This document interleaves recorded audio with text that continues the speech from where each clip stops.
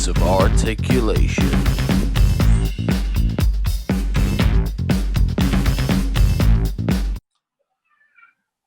Hello and welcome to the 3 points of articulation. We're on episode 6 and we have a little Christmas special for everyone. What a treat. As you can see, I'm joined with Adam the Wrestling Man. Howdy. And the Undertaker down there. Not the Undertaker, but it's Brett in his Christmas jumper. Bit more like Chris Jericho, though. Well, it's not, no longer Johnny Flashback Fenton. You're more Johnny Flash Front Fenton. Yeah, goes well with the gimmick, doesn't it? It does. It's on the front rather than the back, which is the only thing. But if you have lights on the back, we want to see it. So I guess it works in both ways, isn't it? I think there is a bit on the back as well. Oh, no, it's not. No, it's not. Not indeed. How are you boys doing? Very good. Yeah, Adam? Can't complain. Getting in the Christmas spirit a little bit.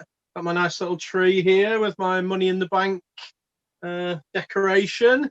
Got my lovely Christmas hat that my little boy got in a cracker yesterday at his grandma's. And I'm rocking my customized cup that someone bought me for Christmas in 2010, I think it was. Maybe even 9, which is a half man, half amazing cup, because I used to steal MVP's gimmick to people that didn't know wrestling and call myself half man, half amazing. Well, isn't that a turn off for the books? I've got a Kofi Kingston mug, matches a pink from the WWE show. And for those that didn't realise what we were talking about earlier, maybe you're listening, I'm wearing the flashy up Bret Hart Christmas jumper. Also available. We've got people tend to listen as well as watch. I'm rocking Didn't even get the memo. What Christmassy stuff have you got? Well, I've been rapping, Christmas rapping, so I've had enough of it, to be honest. I've had enough of the whole Christmas thing. We've got the Grinch on in the front room, and that's Christmas enough. You can't see it, but it will do. And that little mermaid picture behind me is from Christmas 2016. So, say what you want. It's like bloody Home Alone in here. Typical Jamie Wills suggests a theme for an episode, then never follows through. Yeah, I haven't got any Christmas stuff. I've only got a Fulham Christmas jumper, which technically is wrestling related because their owner is the son of, their owner is the dad of the AEW owner. So I guess that sort of fits. Christmas Well, I ordered a Strowman Express holiday jumper. We're not allowed to call it Christmas on Euroshop apparently. So holiday jumper, and that was about 3 weeks ago. And they said there was a very slight delay in it. I did not expect the delay to last this long, so no Christmas jumper for me. Rocking this bad boy, 205 Live, used to be my favourite show in WWE. It's gone a little bit downhill recently since old Dewey took over in the creative departments, but they're building people up again, and they're trying to make people unique to that show a little bit. So hopefully it'll get better. We'll see. I don't think I've watched that since the first 3 or 4 weeks. Then a little bit when Enzo came on. Interesting little character he was. Glory days. Yeah, I think I last time I watched it was the Neville Enzo when the NXT UK guys turned up there. I think that was the last time I sort of really watched it weekly. Some of the best wrestling when you've got like Murphy, Alexander, and Ali in it. You missed a really good period of just pure wrestling skills in that one. Yeah, I remember it was a good match in Australia where Murphy won the title. That was pretty impressive. Match. Was it Super Showdown? Was that the one? Yeah. Probably. Yeah, because that was the one with the Iconics, I think, also won. Australia Crazy. Like an episode of Neighbours. Let's see it. Right, so next up we've got News World Order. Hope you guys have your news in check. Could be Christmas related, could not be. We don't know, but we'll figure out in a second. We'll see you guys soon.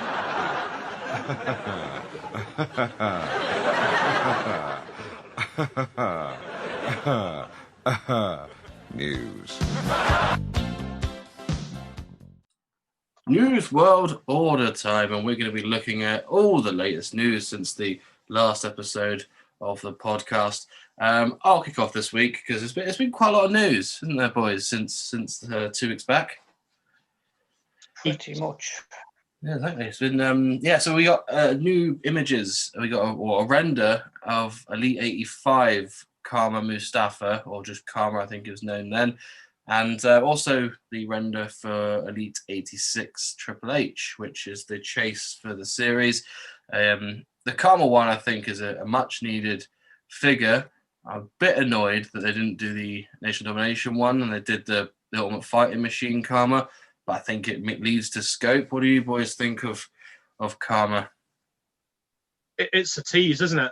It's another tease by Mattel, because Mattel know that everybody wants the Nation of Domination one because they need to build that collection.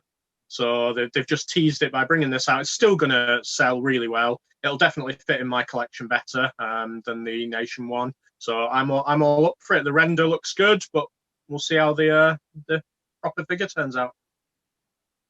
Yeah, it's pretty good attire. I'm pleased they actually did the Karma. I'd probably rather have that than the Karma Mustafa from Nation of Domination at this point. I feel there's quite a lot of figures missing from the 1995 roster, especially when it was all a bit of wrestle crap in a way with his gimmick, even though the gimmick was kind of ahead of his time, being like a MMA type fighter. But yeah, it was good. I definitely hope I can get that one, even though it's a exclusive. Yeah, this is a Walmart exclusive, which means that we've got to pay £35 to get it, or wait 4 weeks and pick it up on the secondary market for 40. So that's our two options, really. I think, with this, I think the only thing we're missing now from that 96 or 97, I say only, but the thing that I've pointed out to me is a Savio Vega. I'm surprised that we haven't got a Savio Vega yet. We've got a Zelina Vega before we've got a Savio Vega, which I think would fit into that sort of era quite well. But yeah. It's a bit of a layoff for 1995, 96, the Savio Vega. I'll be happy to get that one. Could be likely since he's in cahoots with The Undertaker and appeared at Survivor Series. So yeah, he's in good terms wins as well. Yeah, anyone from those would be good. Yeah, I'm not expecting a full DOA, Nation Domination, and Las Cuicas, I don't speak Spanish. Los Baricuas. That's the one. I'm not expecting a full set of those, which I quite enjoyed, those little gang wars they used to have. But yeah, I'm not expecting that. I'm just expecting, not a fan. I'm just expecting, just maybe a Savio Vega. A Karma, as I say, will fit into it nicely. And then a Crush would be nice as well for the Nation. But we shall see. Moving on. Yeah, just add to that Gang Wars comment. If you watch every Raw and every pay-per-view around that time, it's just the same match over and over and over again. It's it's either the Breakers versus DOA or it's Nation Domination versus one or the other. It's just so boring. It really is. It wasn't a good time and not good matches. Just to add that in. Yeah, well, it's the Orton and Cena of their generation, I guess. The Triple H with the Elite 86. We spoke the other week about the purple pants Triple H. That's the standard. And then you've got the red pants Triple H being the chase. Do you need another purple pants? I think we discussed it before, didn't we?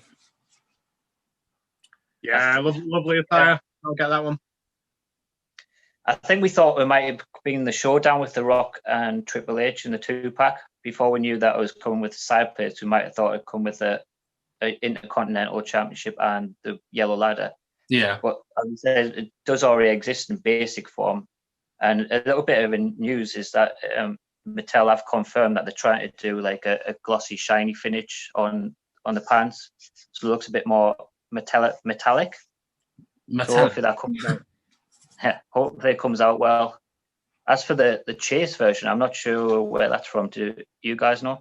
It's the same sort of era, I believe. That's sort of 97 Triple H, where I think it's just sort of coming into his own. I think it's that sort of late 97 era. Probably 98. Definitely not 97, Jamie. It's definitely 1998. 97, 98 is the same year to me, basically. It's the same era. Get away with that. Same year. Not the same year, no. But all right, between summer 97 and summer 98, that year, those 12 months. Well, you're making up your own rules there, Jamie.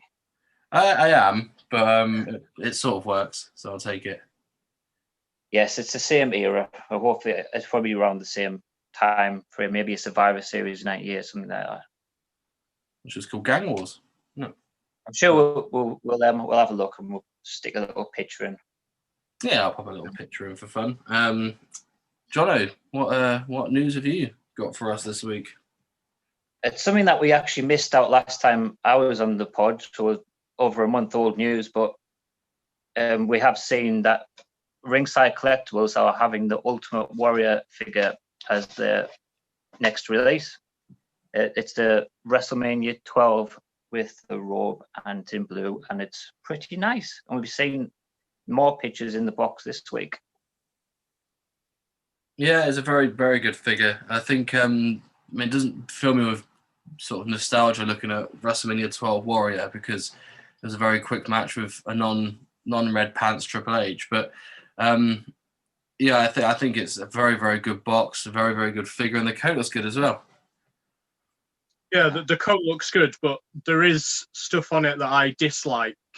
The picture on the back of the box looks like they've caught him properly under the lights, like when he's on the rope or something, before the match starts, and it makes his hair look like really ginger.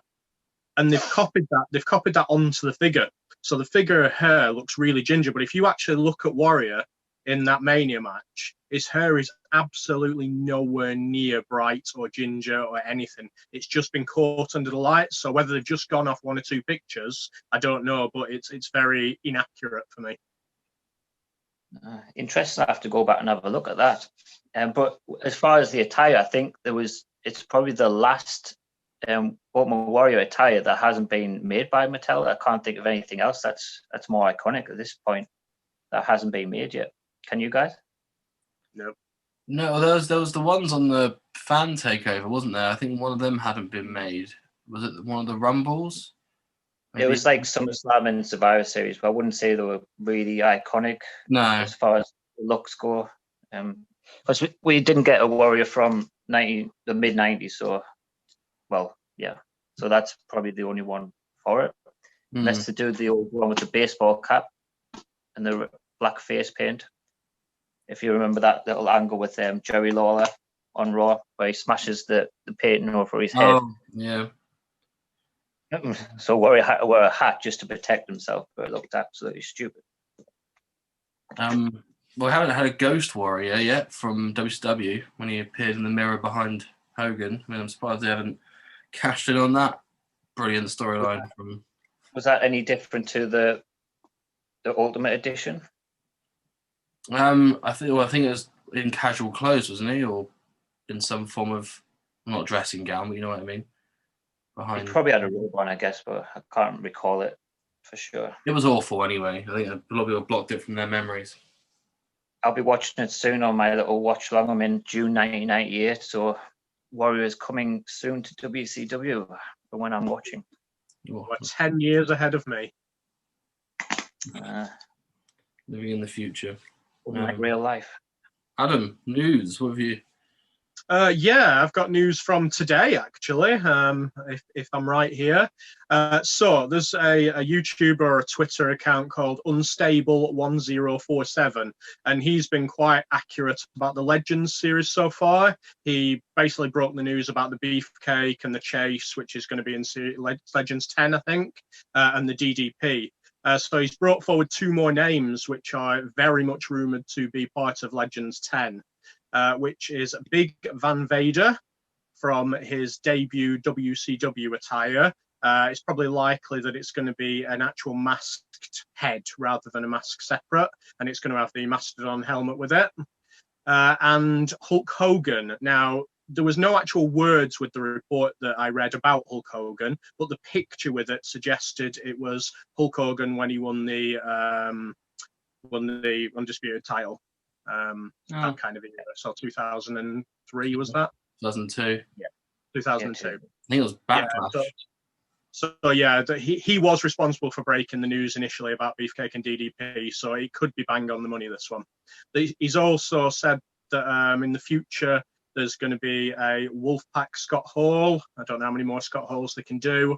And also a rookie John Cena in his orange and purple. He wore it in the Firefly match at WrestleMania.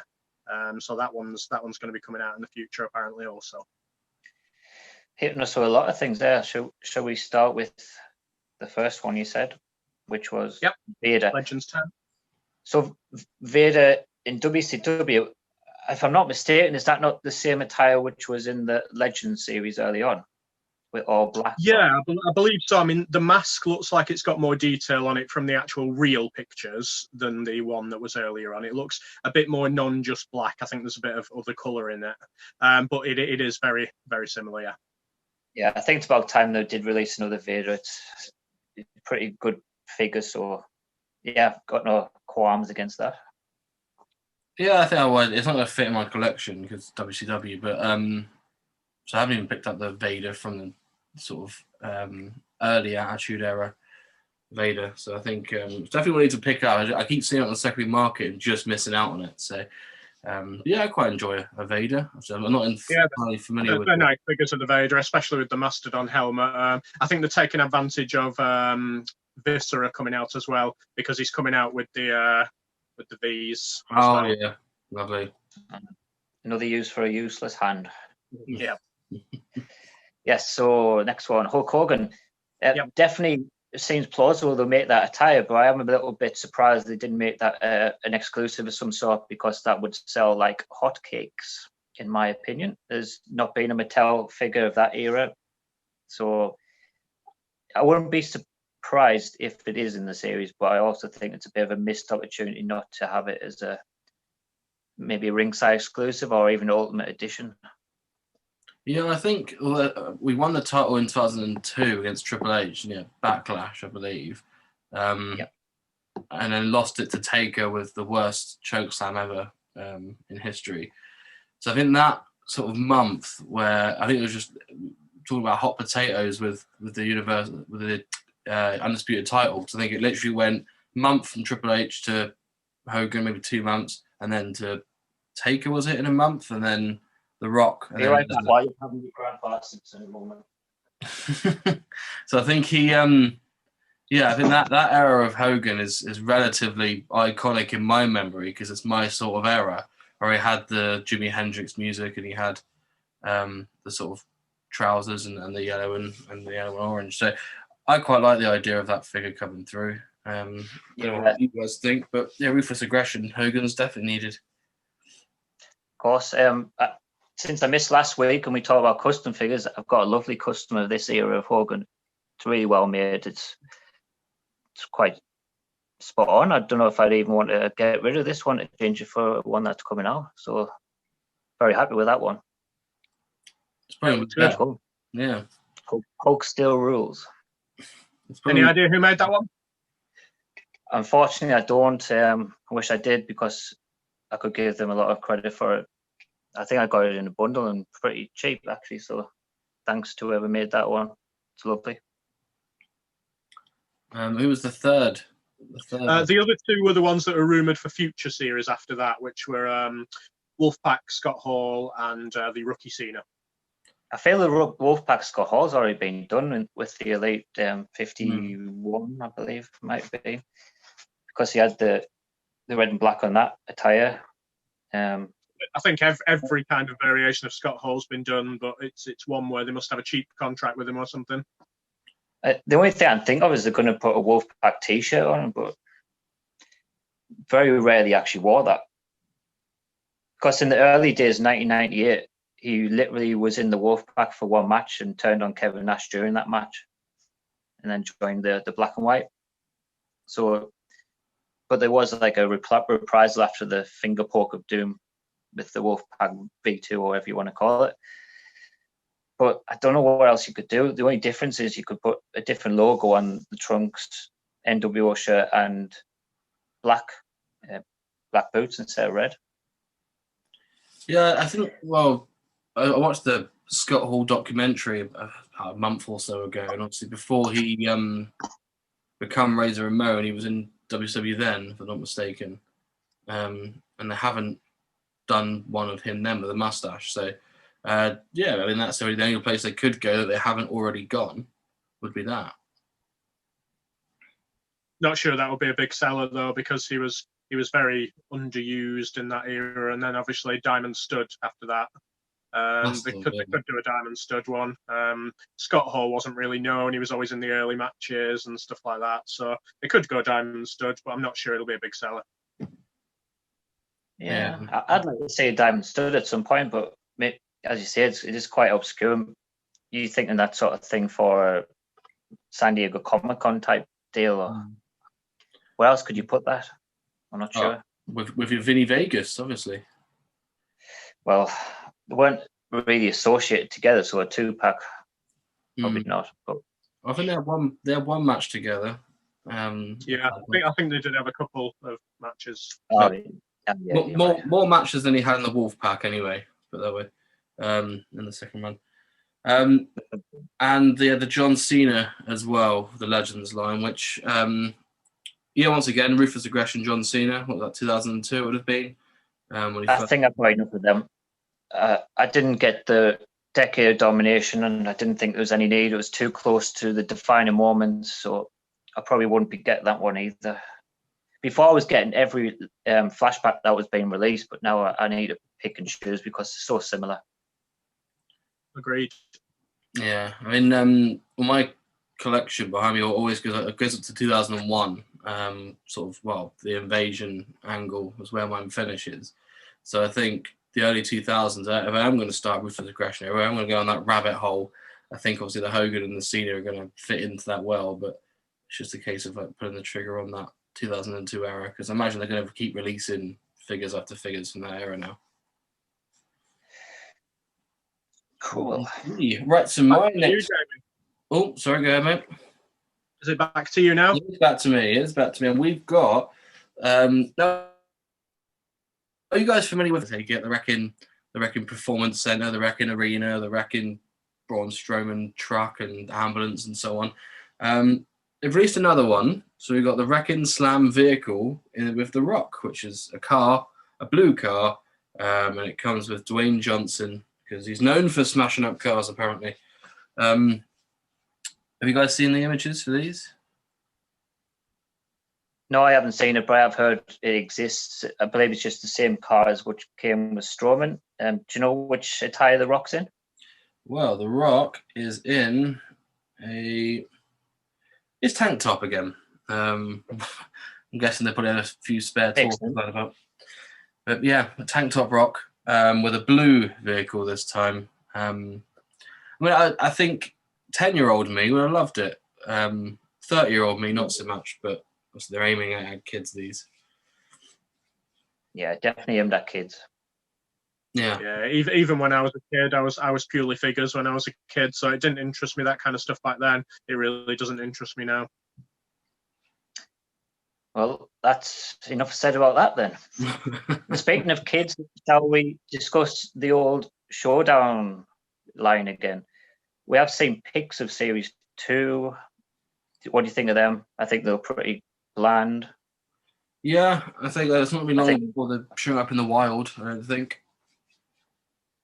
Yeah, I think they're getting released by Ringside and places like that. I'm not impressed. Following on for that, Showdown Series 3 was announced, with the packs being The Fiend versus Daniel Bryan, Kane versus Edge, and The Giant versus Ric Flair, which actually interests me. So I'm wondering what they're going to put with the Giant and Ric Flair. Obviously, WCW pack. Yeah, that's the only thing that got my interest at all in this kind of set. We weren't impressed. We discussed it on previous episodes, but I'll be interested to see the Ric Flair attire, probably more than the Giants, because you can kind of imagine what the Giants are going to be like. I'll certainly check that out. Probably not buy still, but I'll certainly check that out. The speculation is that it might come with a short haircut Ric Flair, which we haven't seen yet. So I think that would probably be the only reason I'd pick that one up. It's from what I've seen, it's Ric Flair with short hair, green trunks, yellow boots. Yes, I'd love that. But you just know they're going to release it as a link. Yeah. I think with this line, I think what they've done is they've tried to cover a lot of errors for a certain reason, that people like you that like the flashback stuff and the WCW stuff are going to pick it up and go, oh, you know what? These are actually all right, and then start collecting it. So I think they've covered New, they've covered Attitude, they've covered the early WCW days. I think they're probably going to go back to the early WWF days in the Series 4. I think that's probably what they've done, is tried to get people into the line by covering a lot of bases, really. Yeah, it's always going to be a hit with the kids getting 2 figures in one pack. So I think a lot of the adults, if adults are going to collect them, then they're going to have to get them all for these side plates, because if you do like the side plates, what they come with, then it's not one where you can just get a couple and be happy. I think it's going to be one where, just as Euroshop and things have capitalized on the real ones, these will be a collector's market, I think, for people who like them. I actually disagree very much with that one, because adults are not going to be bothered about a plastic bit of side plate. If they're going to get side plates, they're going to get the replicas. It's a side plate. We'll definitely disagree on that one. Then I do think there'll be lots of collectors of those. Yeah, children. It's side plate / stand. Are you guys aware of that? It's also a stand. No. As I said, I'm not interested. If I bought one of these packs, the side plates would be going in the bin. Or probably on eBay. Got to make a little bit of money off from that. Well, it's a stand as well. You can pop your Giant on the stand. You can pop your Ric Flair on his stand. It's yeah. So I think that you can have it both ways. You can have it where you're collecting the side plates to put on the belt, or you can have it where you're picking up 2/4 figures and you put underneath them, because it's still as a standalone piece going to work. So I think, not to sit on the fence of this, I think it could work both ways. Of course, just opinions, not facts. Not facts. But they are stands, which is a fact. And who's got some news for me next? Who's Adam? Yeah, I'll go.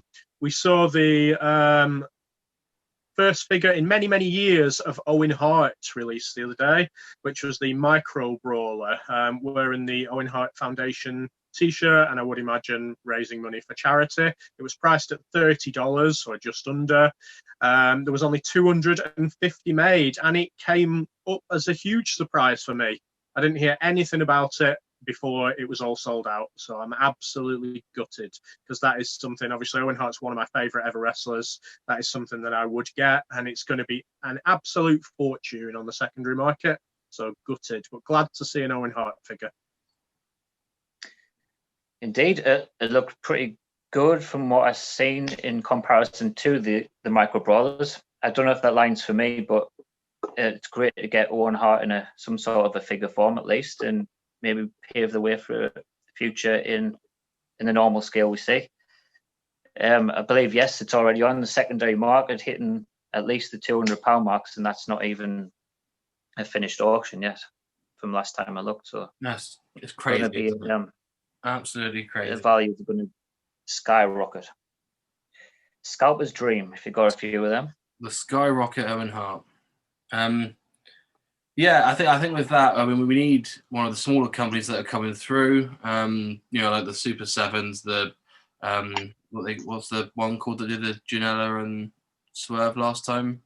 FTC. I hope they don't go with FTC. I really do not like figures at all. They're really bad. It's an option. So I think obviously with Martha Hart, is it Martha, his wife? Yep. Yeah. Just sounds weird, doesn't it, Martha Hart?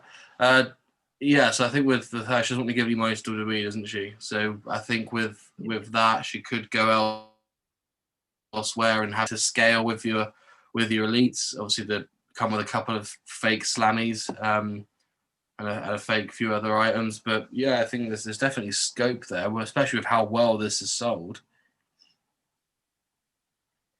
Yeah, if any company makes Owen figures, they're going to sell really, really well. There's no doubt about that. It's just whether Martha wants to go ahead with that. I'll pop her an email. See if she's interested. My next bit of news, I mean, right, it's going to start off not wrestling related, so then news your head yet, but I'm going to bring it round. So Dennis Rodman has had a Funko announced on his Chicago Bulls attire. So the last time this happened, when a previous celebrity had a Funko released for the first time, was Mr. T. Next Comic-Con that came around, Mr. T had a figure released. So there's rumors going around that Dennis Rodman's going to have the next Comic-Con figure release. What do you guys think? Obviously, it's going to be NWO Rodman, but what's your guys' views on the potential of having Dennis? I think it's a very plausible thing. It certainly sounds like it's heading in that direction. Although I believe, did Dennis Rodman get a figure released recently by Storm Collectibles? I don't know if he's under a deal with them or not. There was a prototype released for it, but it was pulled for an unknown reason, which is another thing that I think could be that. But yeah, it was supposed to be released. I think it was last year, maybe just over. But it was a prototype release, looked quite good, and then just sort of fizzled out.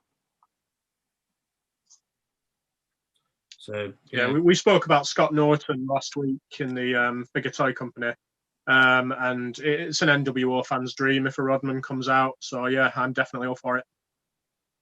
Yeah, count me in. It's a perfect figure to release as a San Diego Comic-Con as well. Just fits that mold excellently. And I think it covers a couple of bases, because obviously there's a lot of fans of the Bulls in the 90s, a lot of fans of Dennis Rodman in general.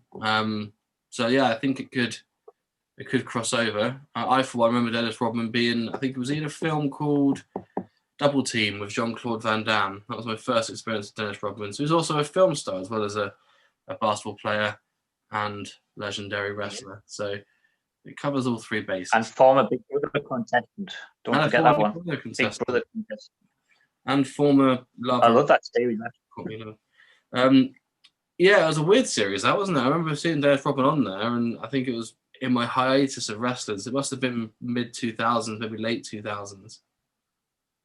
Yeah, it was about 2010, something like that. It was pretty. It was when I was into that sort of thing. Yeah, nothing like watching. Entertaining chat. Yeah, exactly. Yes. So, news-wise, Johnny, what else have you got for us? Well, something you guys didn't mention last time, and we've had a fan poll for the next Shawn Michaels Ultimate Edition. So the choices were King of the Ring 95 versus Karma, Survivor Series 1995, which is the wild card match, and King of the Ring 1996, which is the Bulldog for the title. I think me and Jamie went for the 1995 Survivor Series in the black and white. And Adam? King of the Ring 95 I went for. Yeah. Was that in the seems red? Quite a good... Was that in the red? Sorry. Yeah, red with the white boots. No, red boots or white pants, right? Yeah. Red and white. But yeah, with Karma coming out, maybe that would be a good choice. Yeah. I have to wait and see. I think any Shawn Michaels from that sort of era is gonna sell. I think I'm caught in two, because obviously I've got the WrestleMania 12 Michaels in the white. Is that right? WrestleMania 12? Yeah. Yeah. Yeah, that's right. Yeah, so I think I've got that Shawn Michaels. It's not the most wow figure I've got in my collection, so I'm always looking to upgrade that Shawn. The Ultimate Edition sort of got me, but the chaps have put me off, only because he didn't wear chaps until 2002. So let's sort of wait and see on that one. I don't think you're correct in that, Jamie. He definitely wore chaps in the 90s. In the match, during the match. Why would he wear? But that's not what the figure is. I know, but he only wore chaps in the early 2000s to cover up his knee brace that he had on at the time. I think you're confusing the word chaps for like long baggy pants. Oh, yeah. So I class chaps as anything leather.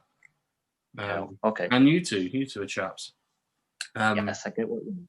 Yeah, so he only started wearing the baggy trousers to cover up his knee brace. I think before that, also, he did wear chaps in the entrance. WrestleMania 12, for example. But I think to have it as chaps in the ring gear puts me off a little bit. But so I always need to upgrade my Shawn. So hopefully this one comes out well. Right. Adam, got any more news? Just the final pictures of the Fan Takeover series have come out. Beautiful boxes if you're an MLC collector. Nice blue and yellow boxes for Ricky Steamboat, Shayna Baszler, Adam Cole, and Seth Rollins. The Rollins one is your typical Rollins, to be honest. The Adam Cole one's got the gold T-shirt on with the baby. Shayna Baszler. It's obviously, you can't go very much different with Baszler, but it's gone for a kind of silvery look to it. The NXT women's title is with it, but again, it's not the women's title. They've just gone with the normal NXT belt again, which is absolute travesty of justice from Mattel. They should have learned. There were so many complaints last time. But seemingly, they've done exactly the same again. And Ricky Steamboat is in your typical white. I'm not sure, Jono, you've got the other Ricky Steamboat. This one's a white one with a black belt. Is that exactly the same? Yeah, which probably means I'll be opening this one because the value will be going down. I think the value of the figure outside the box will go down. I think the value of the figure in the box will stay the same. But like, it's either way, the Fan Takeover, I'm not sure, is that going to be out over here in UK or?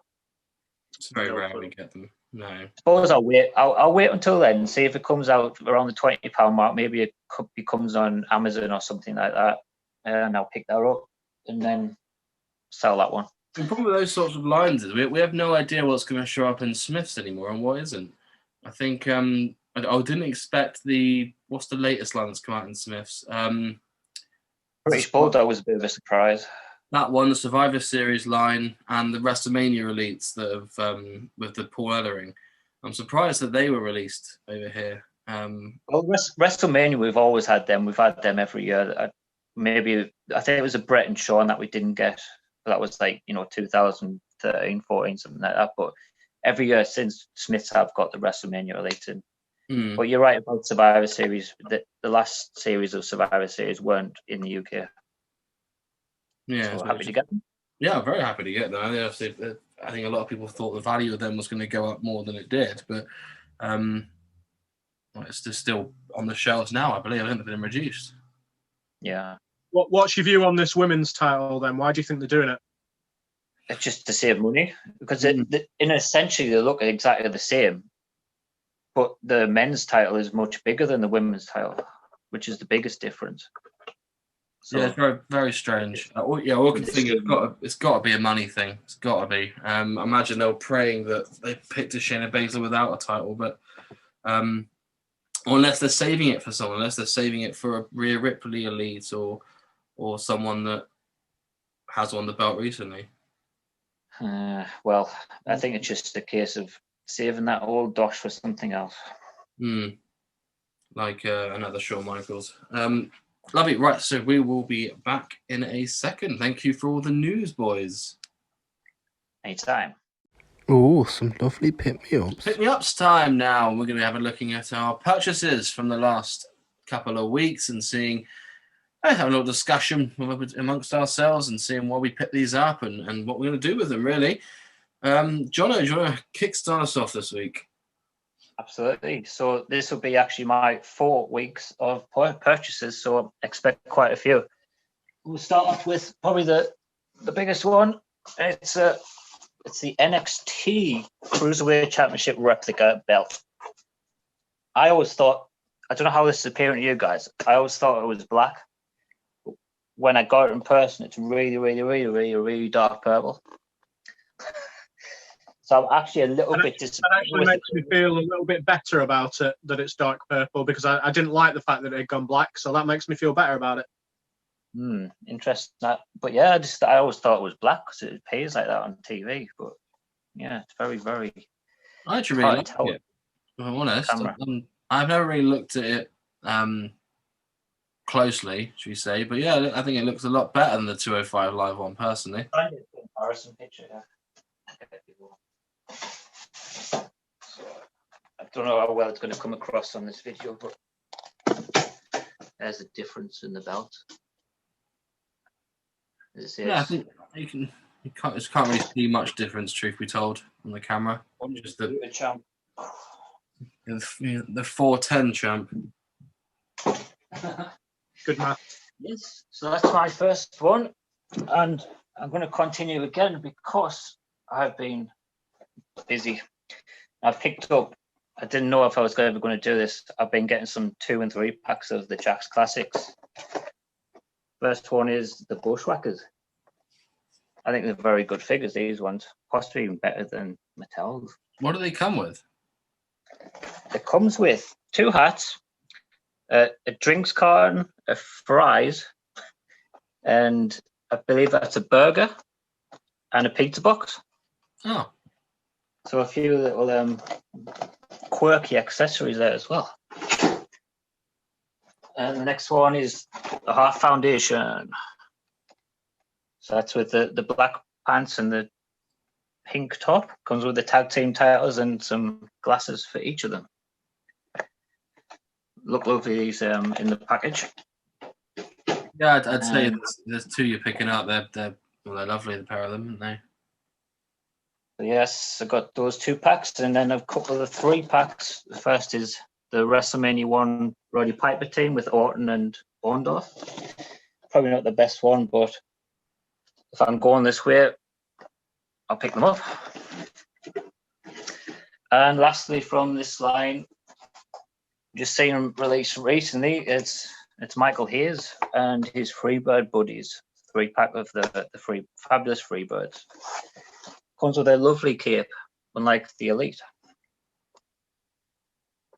Yes, not too happy at that new Elite. It's much better in the cape robe that he's got on there. Yeah, I'm really gutted that it didn't come with a cape, especially in the attire that he's in.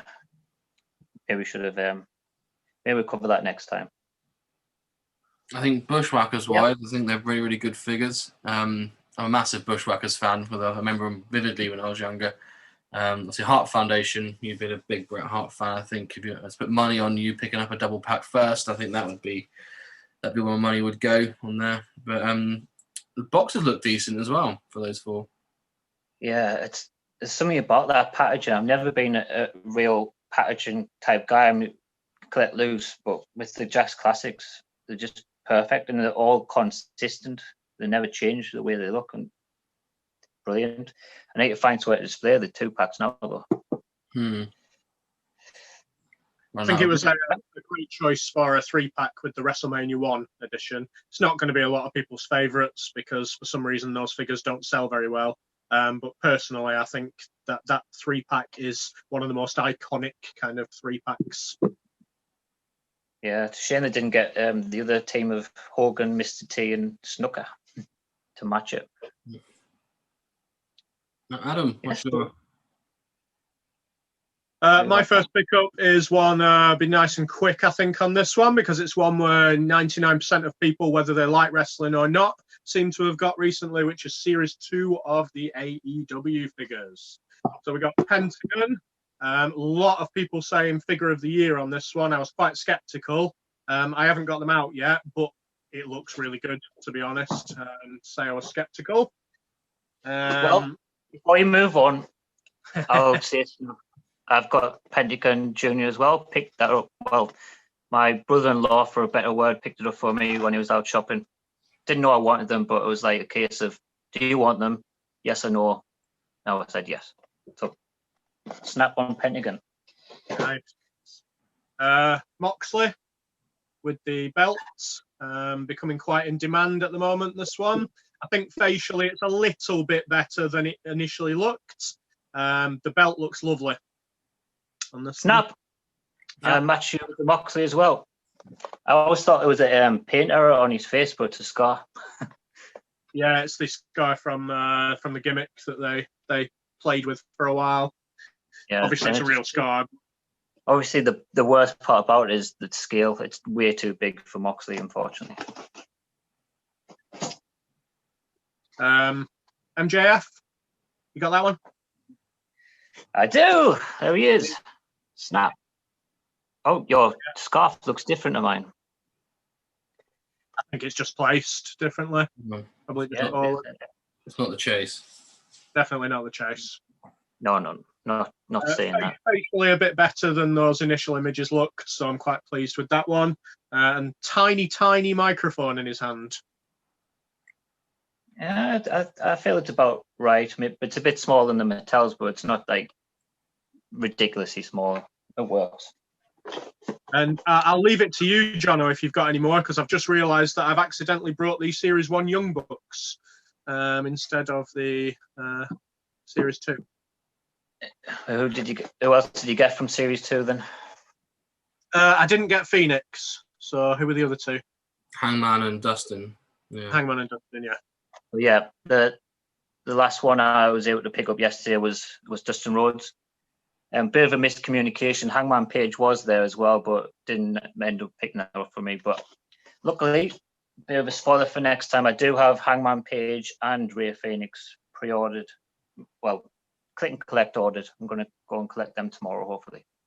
Excellent. Hangman for me, I mean, the Pentagon Junior is absolutely fantastic figure, but for just what caught me, the Hangman is the best one of the series for me. I think facially it's really good, and it just surprised me how good it was. I just don't think you can beat Pentagon because of how toyetic it is. Just for the pop. I would say it's the best AEW figure released so far, in my opinion. No, it's not hard, I don't think, looking at the rest of them. Talking about pop, I do want to give a shout out for the place that I got these from, because I got them from Fig Pop Shop. They were pre-ordered, but they honoured the £20 price that they put on it. And I believe that they're going to honour it when they get their next lot in as well, which obviously we've seen at the moment that prices are escalating, let's just say, on this Series 2. So good on Fig Pop Shop. Yeah, well played. That's a good omen for customers to come back and keep shopping with you. Well done, Steve. Yeah, so I think with I'm guessing there's been some form of distribution issues. I know. I think we discussed it privately, didn't we, about pricing and so on. But yeah, I think it's crazy that we're having to go at shops, but £28 for a newly released, readily available figure over here is a bit much for me, but I think they've got their reasons, I guess, haven't they? So yes, it's up to them, but it did leave a bit of a sour taste in my mouth about ordering at that price. Yeah, same. Definitely. Is that it for number 1, Adam? It is. I'll move on to number 7, Super 7, to be exact. I got a Super 7 Andre the Giant. Got him from Wrestle HQ off a competition, should we say. And so before you start, why do people always dance around the raffle word? You won a raffle, Jamie. It's not a competition. It's not an event. It's a bloody raffle. Well, I said competition as an ironic thing, because it's not a competition, is it? I didn't compete. Yeah, I want to say that. Yeah, so I picked up the Super 7. Well, it's not something that I would have bought myself, I think, but if you're spending a couple of quid on a competition ticket, then yeah, I think it's definitely worth it in the long run. Box-wise, so I've just completely gone past the parcel here, haven't I? So it comes in a lovely Super 7 brown box. That's pretty impressive. Yeah, I mean that's to start with. So that's box 1, and then you've got that's effort there. I like that. Yeah, so I was surprised when it popped into that, and then you've got box 2, which once again is really nice. You can't see it. This is shiny and different. It's not just printed on there. Basically, it's like all the words are raised. Embossed, is it? Sorry? Is it called embossed? I might be right there. I don't know. It's looking good so far. 2 out of 2. Are we going to continue this trend? Oh, look at that. Box 3. Box 3. It's still looking pretty good. It to be honest, it does. I think head scout wise is not fantastic. I mean, it's sort of you can't really see it, can you? But I think the short head Andre, well, there's one where it's got less hair, more of a mullet, looks a lot better than the other two. Annoyingly, one of the hands has come out of the thing. I'm not even sure how that's happened, but it's floating around in the box somewhere down the bottom there. So yeah, I'd say all in all, it's a very impressive box. Yep. That's why I said 3 boxes absolutely perfect, but the figure inside it is pretty diabolical. I am not a fan of that figure. Not even the little beer can. Well, can't justify a good figure with one little accessory, which is pretty cool. Yeah, I'd just be repeating your guys' words on this. The boxes have taken me by surprise there. Very, very, very impressed with those boxes. What a shame about the figure. Yeah, I think, well, so you've got the major pod figures coming out soon, so expect them to go down the same route and have a really, really outstanding box, and so the figure inside to be hard to, I wouldn't say cheap, because I think they have put a bit of effort into it, but I think all in all it's just a bit of a letdown with it, should we say. But I expected to go in the same way with those, with really, really decent box, but it's put me off, if I was to get those, picking up 2, which a lot of people have pre-ordered 2, 1 to keep in the box, 1 to keep out the box. I think it's very much an in-the-box jobby with this. Yes, I think so too. It's much like the Jakks figures. Some of the figures aren't very good, but the box makes it look fantastic. Right, let's move on to my next bits. I've picked up a couple of loose figures. The first I got in a bundle. Didn't realize I wanted it. I've had it a few times over the years and just sold it on, but for some reason it really caught my eye to keep it this time. And it's Chavo Guerrero from Series 5 of the Elites. I think what put me off before was actually the poncho. I'd rather not have the poncho because it makes it look like a 2009, 2010 Chavo, which I'm not really interested in. Take the poncho off, and we got 2004, 2005 Chavo, which I am interested in. Really good face, probably what you may call an underrated figure. And you guys got this one? I've not got it in my collection. I have had it a couple of times and sold it on, like you say. The body scale is perfect on it for me, with the kind of thickness of the core. I'm not sure height-wise. I've not looked at it, but facially-wise, yeah, it's bang on facially-wise. I see what you mean about the poncho. So, yeah, I agree. Yeah, it took me by surprise. So I don't have it. I was a big sort of fan of Cruiserweight Champion Heel Chavo around the 2005 era. I don't really know much about him around the sort of La Familia era, but yeah, I think the poncho looks good if you're collecting late 2000s. If you're not, then take the poncho off and have yourself a lovely little Chavo. Yeah, I was really impressed this time. And the second loose figure I picked up it was a loose Decade of Domination Randy Orton. Probably the only one I really like from this series in terms of what ones I picked up. So I did. And it comes with a what you call it? Sling. Help me out. A sling. That's the word. How can I think of that? And a new head sculpt with his messy looking hair. So 2002 Randy Orton. Happy to pick that one up as well. Yeah, we discussed it on a past episode on how it was really pointless having the newer Randy Orton head in the box. So it's definitely one to get loose, because that head is cracking. Really nice head. And the sling is one where people have picked it up for big money in the past, because it only used to come with that CM Punk figure. So yeah, goodbye. Gracias. That will go into the O2 collection. Yeah, that Randy Orton, I think, for me, I remember him on the SmackDown game. I think it was SmackDown Shut Your Mouth, I think it was on. And that was my first sort of experience of Randy Orton. So it brings back memories seeing sort of early 2000s Orton. Yep. I'll continue since I've got a few more than you. And this is a pickup that I actually got from both of you guys. So for anyone not in the loop, me, Jamie, and Adam have been doing a little pay-per-view predictions competition over the last few months.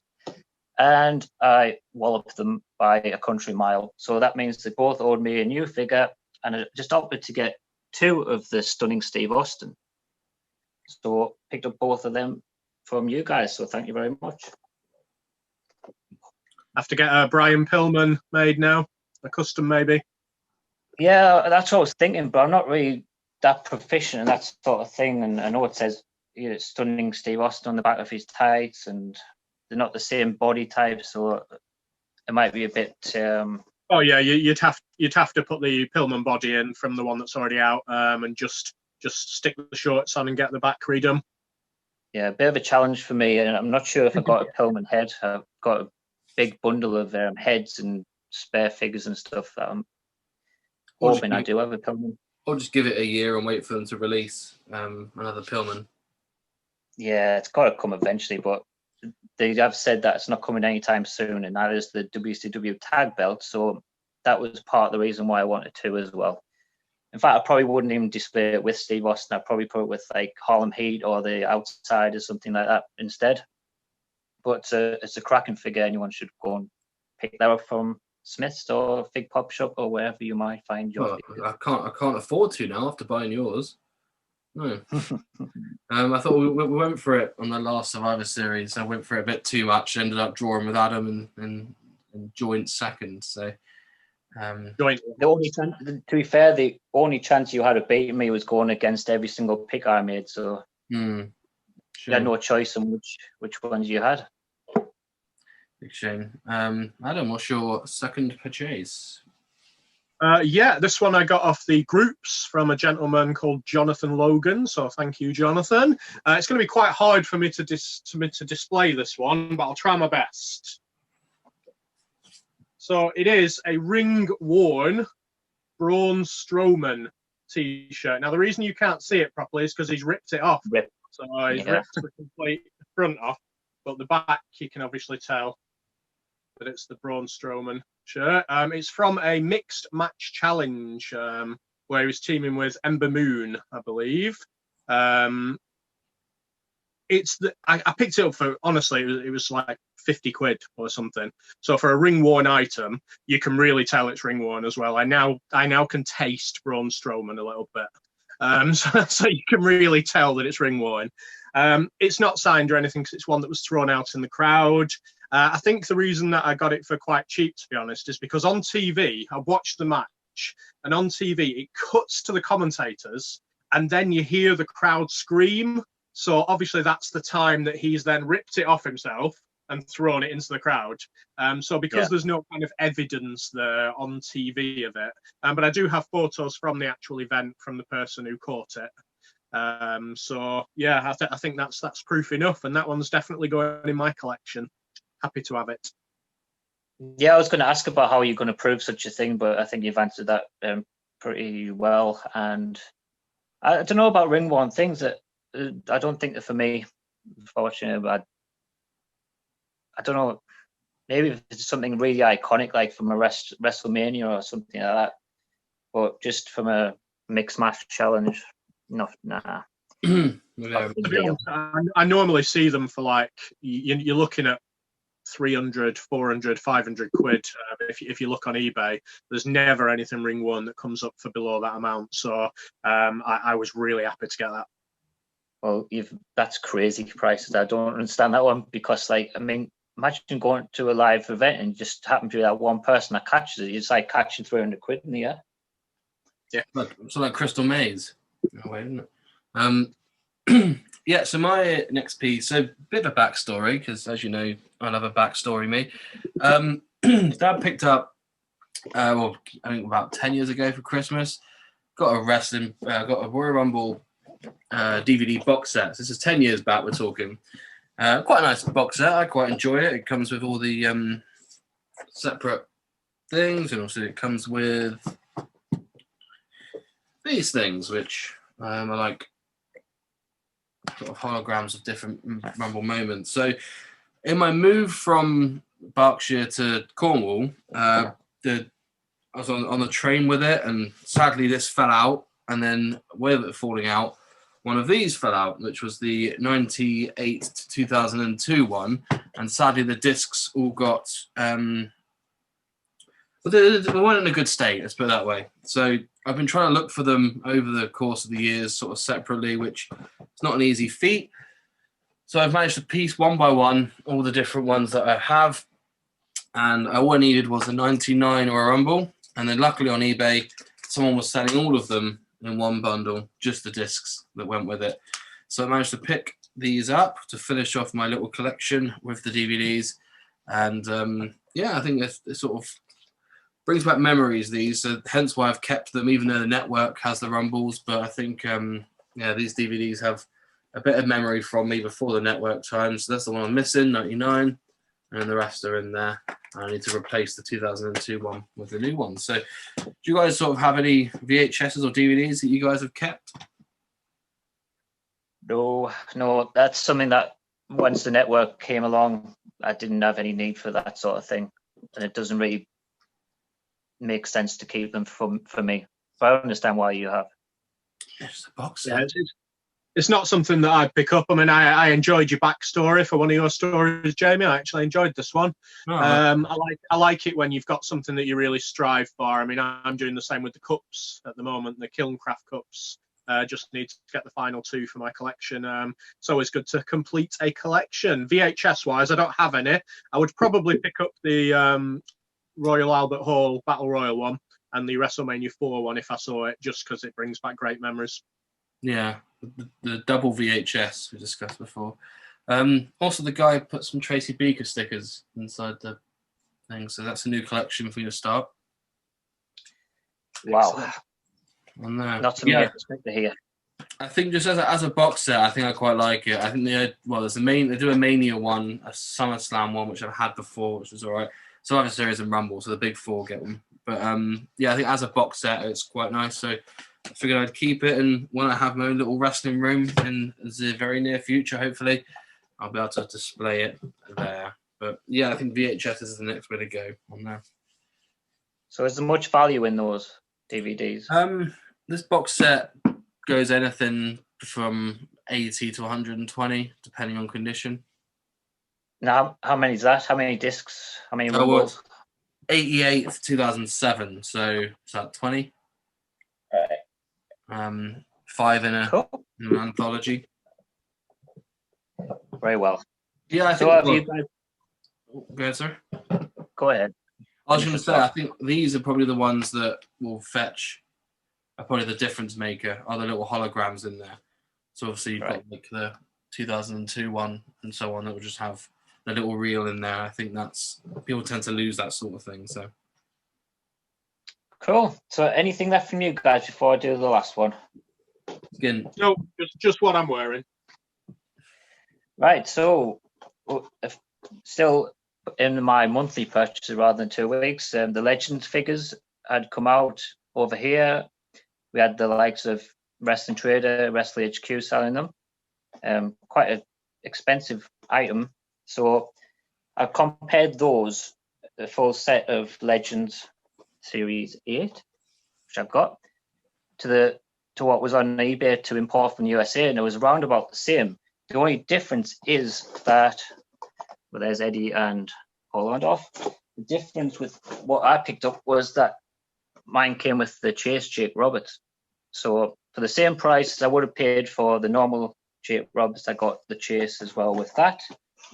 So I will be opening those soon.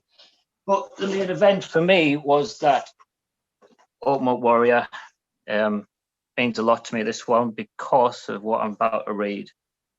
I'll just read it first. So every man's heart one day beats its final beat, and his lungs breathe their final breath. And if what that man did in his life makes blood pulse through the body of others, his spirit will be immortalized by the memory by those who honor him. You're the legend makers. So the reason why that sentence means a lot to me is that I read that at my father's funeral. So I might get a bit upset and this, but the fact that I wrote that on the box means a lot to me, and I'll be keeping it in the box on display in memory of my dad. There we go, complete with purchases for this round. I think yeah, no. I think as a whole that box is lovely. I think you definitely keep it in the box if it has that on the back of it, definitely.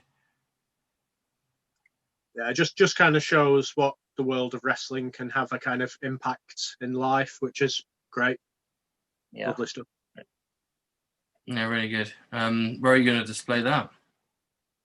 I don't know yet, but obviously somewhere in this room, probably hang it somewhere high up. So what do you think about the figure in general? The figure, you can't beat it, really. The only thing that you may would change is that you could see the jacket he's wearing. Maybe you could have posed it backwards or something like that. But as I said, it's more what was said and things like that meant a lot to me during that one. So me and Adam had a discussion the other week, didn't we, about the figure and what we could have done with it. And would you prefer to have the figure turned around, or? Yeah, I probably prefer it, but it also doesn't ruin the figure for me at all. I'm happy to get it like that. Yeah, I think we just thought the front of the box was a bit dark because of the colour of the packaging as well. It just came across a bit dull dark. Then I guess because one thing we discussed was maybe having a hole on the back. But obviously, if we did that, then you wouldn't be able to have the speech on the back, which obviously means a lot to Jono. So I think it's good in the long run that they didn't have that option, really. Yes, it's a sentimental purchase and lovely way to finish off pick-me-ups. Yes, lovely.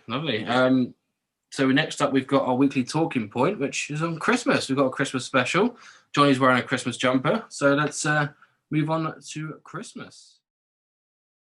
Break it down.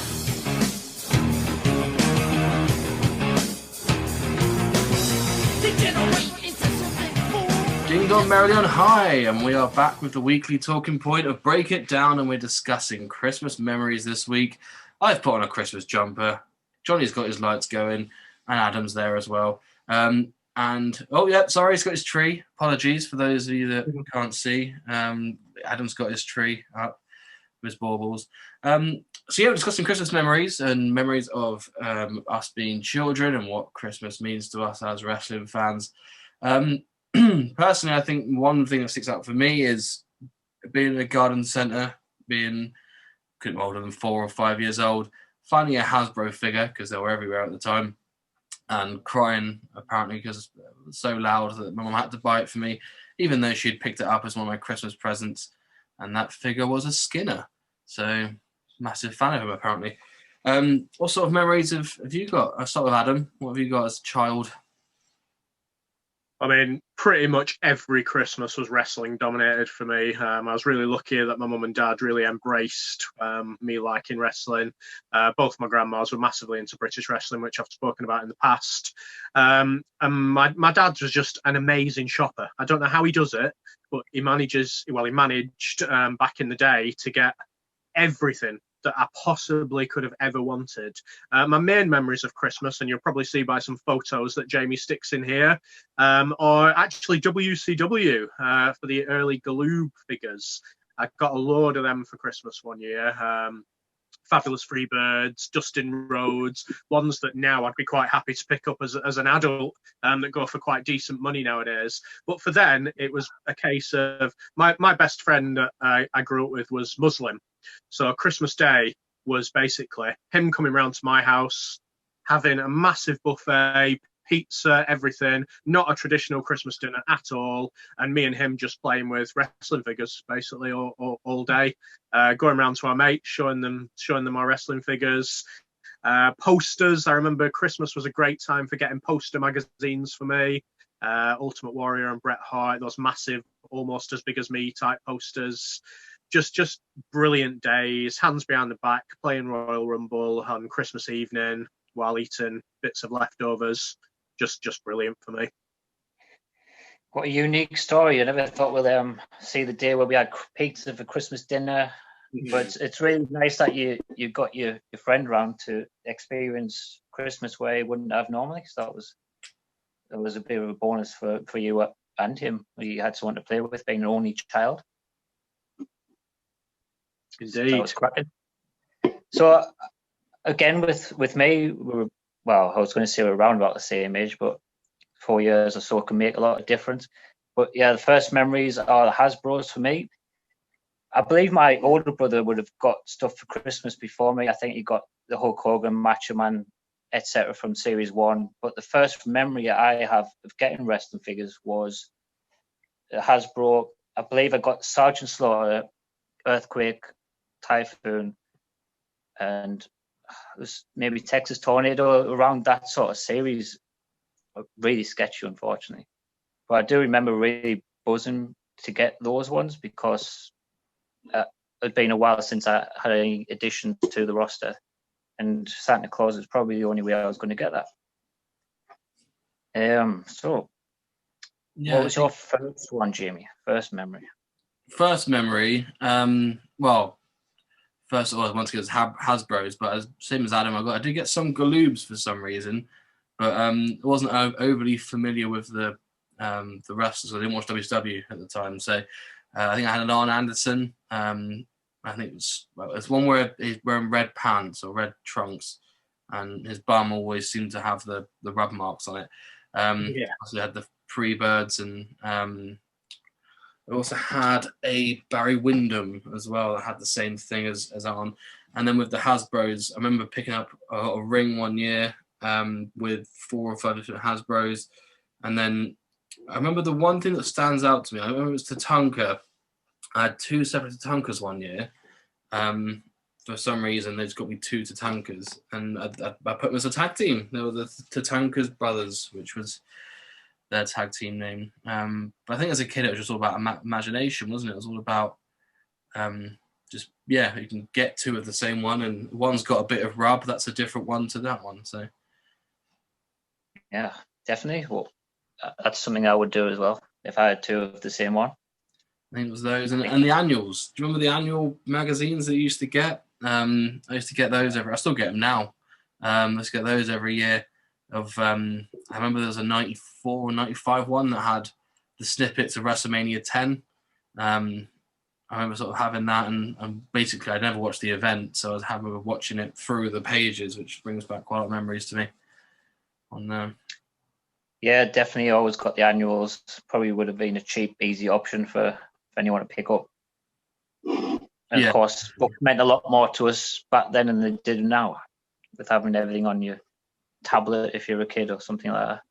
Yeah, because it was less readily available back then, wasn't it? I think you had to wait for the video to come out, or you had to wait for the annual to come out. But I remember that, and remember being 13, 14, a bit older, picking up Judgment Day 2003 on DVD as well for Christmas, which I watched every day for a while, even though I was 13, 14 years old. I think that pay-per-view brings back memories for some reason. So even though I was a bit older. Yeah, we've got a tradition, or we had a tradition when I was younger in my house, where my parents would actually pick the little presents that they got, like loose figures or cards or stickers, and they'd actually hide them all around the bottom half of the house. So I had to go on a hunt every year to find them. I remember once finding a Hasbro figure, a loose Hasbro figure, behind the fish tank in February. So that's a great memory for me. I've just started doing that last year with my little boy, actually, just hiding stuff around the house. So when he gets into wrestling, which he will, bless him, I'll have to start doing that as well. Yeah, we've got sons about the same age. We need to sort of force them into it, don't we? My kid's not having it just yet, so I'll have to wait on that. So the second memory, I want to say a memory, but it's because it was caught on video camera is why I remember this. Well, my birthday falls 6 days before Christmas, so I would usually get maybe some money off the aunts and uncles and grandparents and that sort of thing. So I was took to Asda on the same day as my birthday by my dad and Andy and that sort of thing. And I seen a figure that I really wanted, and it was Nails. But my dad said, "You're not having him because he's been in jail. He's a bad person." And he beat up the big boss man. I was really gutted. I was really upset about it. But anyway, I did pick up an Owen Hart, which I'll try and get a screenshot of that and send over, because it probably is my only memory. And you see a little picture of 8-year-old Johnny. So lo and behold, Christmas Day comes, and who do I open but Nails, along with a few others from that series. I can't remember which ones, but Nails and Owen Hart from that year always stand out. And that was probably the last sort of Hasbro figures I remember getting for Christmas. I think I might have come out of going out of wrestling a bit after that and got more into football, which I did for most of my childhood after that. Which a lot of those probably were in jail as well. So I guess that makes a lot of the footballers, especially nowadays. Yeah, I think Nails-wise, I think I had Nails for some reason. He didn't have a massive run, did he, in WWF? It was only a couple of months or so. Virgil we had a match with and Bossman. But I remember wanting his figure as well for some reason. And it's a good figure, if I've been honest. But yeah, I think it's very strange that as a child, that one, a man in an orange jumpsuit would jump out, isn't it? But I'm not sure it necessarily jumped out, but it was probably like Owen Hart and Nails were probably the only ones that didn't have that were on the shelf in Asda on that day. So, but I was talked out of getting Nails. Thinking on your feet by your parents there. Yeah. They're always good at lying, parents, aren't they? Something they're good at. Never read instead. Yeah, exactly. Yeah, I think with the Skinner as well. I think just any excuse. I mean, nowadays you sort of know why. I think as a child you're like, oh, when I'm a parent, I'm gonna get my kid everything. Whereas now you just sort of think, I have to say, it's cut something back for Christmas. I think, which is a lesson you learn relatively swiftly, isn't it? It is. It is. I think one of my recent memories that makes me smile is my missus just is not into wrestling. She doesn't understand wrestling. She doesn't really get it at all. And every year she asks me what I want, and I'm like, some wrestling. And every year, obviously, she knows that I can buy and sell anything that I want. So she's always worried about getting me something that I wouldn't like. And eventually, last year, she bit the bullet and bought me something wrestling, which was a print of the poster for WrestleMania 17. And it's not something I'd ever even think of buying, but it's something that I definitely keep, and I keep up in my display, and it makes me smile, which is the power of wrestling and the power of the missus. Yeah, it's nice that it was actually an official one, or was it sort of a fan-made type deal? It's got a hologram on it. All right, yeah. But looking into the hologram, it's not a WWE hologram or anything, so I'm guessing it's official, but I don't know. Yeah, I mean, that was, 1998, the pay-per-view, so it looks very 70s, 80s type poster, so I'm guessing it's fan-made, or it's certainly released later on, but it is pretty nice. I love that style of poster as well. Yeah, it's a glossy one as well, which is nice because it's not going to break. Yeah, I've got a few stories about getting presents off the missus, but I'll leave that for after my next story. Do you want to add anything to that, Jamie? Yeah, as I said, I think Mrs. wise, she always asks the same thing. Oh, what do you want anything? It's hard to say, get me this figure, because by the time she comes around to picking the figure up, she's either overpaid for it or I've already picked it up. So I think it's always a tough one, isn't it, to sort of say, get me this figure. Last year, I think I asked her for my birthday. I think I got a D'Lo Brown and a Ken Shamrock, because I know it was relatively cheap at the time and readily available, really. So I think it's just tough, isn't it, to sort of say what you want, because I tend to pick up things that I want anyway because I'm an adult. So I think it's sort of tough to say. So it's good when they nail it. You've gone blank, Jamie. Oh, there we go. I said it's good when they nail it. Right, yes. Yeah, so if I want to continue my chronological story throughout the years, as I said, I've got more into football and that sort of thing when I was about 10 to about 14. Then I started watching WCW again with my little brother. He was about 4 or 5 years younger than me. So, of course, when we were watching WCW, I maybe give him a quick nudge to, oh, it's your birthday, why don't you go and pick up some figures? So it was his birthday in October, and he started off his collection by getting WCW ring, along with the 2-pack of the Giant and Kevin Nash, and another 2-pack of Hogan and Sting. So that following Christmas was where he was getting the rest of the Smash and Slam type figures. I did ask him about this before, and so it was maybe mentioned on the pod, because basically these were for me as well, even though they had his name on. So he would have picked up Scott Hall, which went to a table, which we said it was our favourite one. The Macho Man in the Wolfpack with the chair, Lex Luger, which was an awful figure, to be fair. And I'm trying to think of any more. I think the DDP with the hands stuck like this. Oh yeah, with the jacket. The DP, which is really hard to play for unless you're doing a diamond cutter where it's absolutely brilliant. So that's probably the only other Christmas memory as a kid that I do actually remember. I think the WCW figures always have a memory in my head. I think the boxes are relatively iconic now, aren't they? If you look back at WCW figures and having the sort of fake ring, sort of like the Andre one we saw earlier, where I had the is it the Brawlers one or Bruisers, whatever it's called, and I had the Smash and Slam. I think they all had a type of ring. Or do you mean the one that actually come with the ring? No. Sorry, the box looked like a ring. Yeah, they all look that.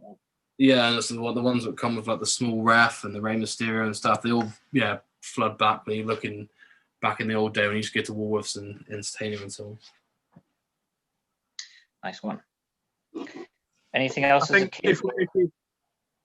think it's worth mentioning about the actual shows about WWE and what you remember for Christmas from them. I think the main person that springs in my mind is always Mick Foley, who always made great Santa Claus on TV.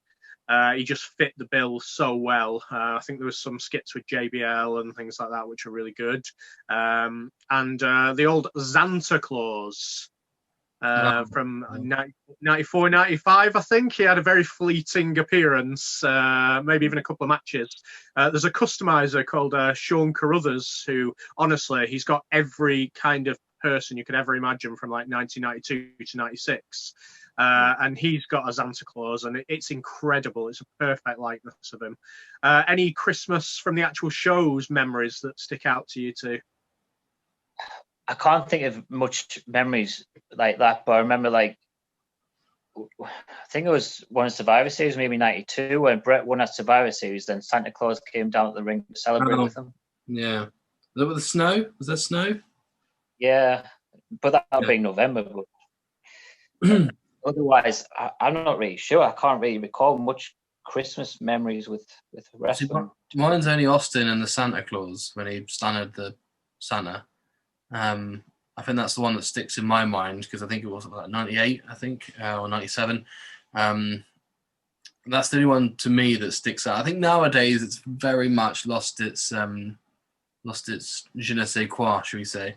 I think now they use it as a bit of a joke. There's always like a Miracle on 34th Street fight, and I think the Heavy Machinery had one with the Revival last year, and it was just, for me, I think it just gets a bit ridiculous around this time. I think they're just using it as filler to when they start the storylines for Mania nowadays. I mean, to be honest, I think I maybe drift out around this time of the year, really either busy or just not interested, which has been the case with the WWE. Be interesting to see if AEW do something Christmassy. But then again, like what we're seeing is that companies are shying away from saying the word Christmas or anything like that. So, it's the holiday season, or, you're trying to be politically correct to be inclusive of everyone. I mean, you should be, but as people who celebrate Christmas, you should also include them. But it's probably the reason why I don't really recall much about actual wrestling around Christmas. Just street fights every week. That's all it is. They do the same with Halloween as well. But yeah, I think that the holidays are now a collective term, aren't they, in America, for Thanksgiving and Christmas. Obviously, we don't have Thanksgiving over here, do we? So I think that's why they refer to it as the holidays. Something's happening. So you got Hanukkah, which is around the same sort of times. I think they just put it all into one on there, really. So I think that's probably why they refer to it as holidays. No one's come as a holiday armadillo for one, though, have they? Well, let's hope not. No. 2000 to 2000. But yeah, I think they should definitely.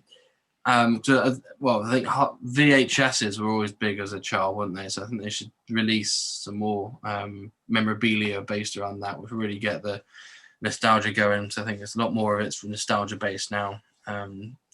Sadly, there's no Argos catalogue for us to talk about either nowadays, because they stopped that, haven't they? Do you ever used to circle the Argos catalogue?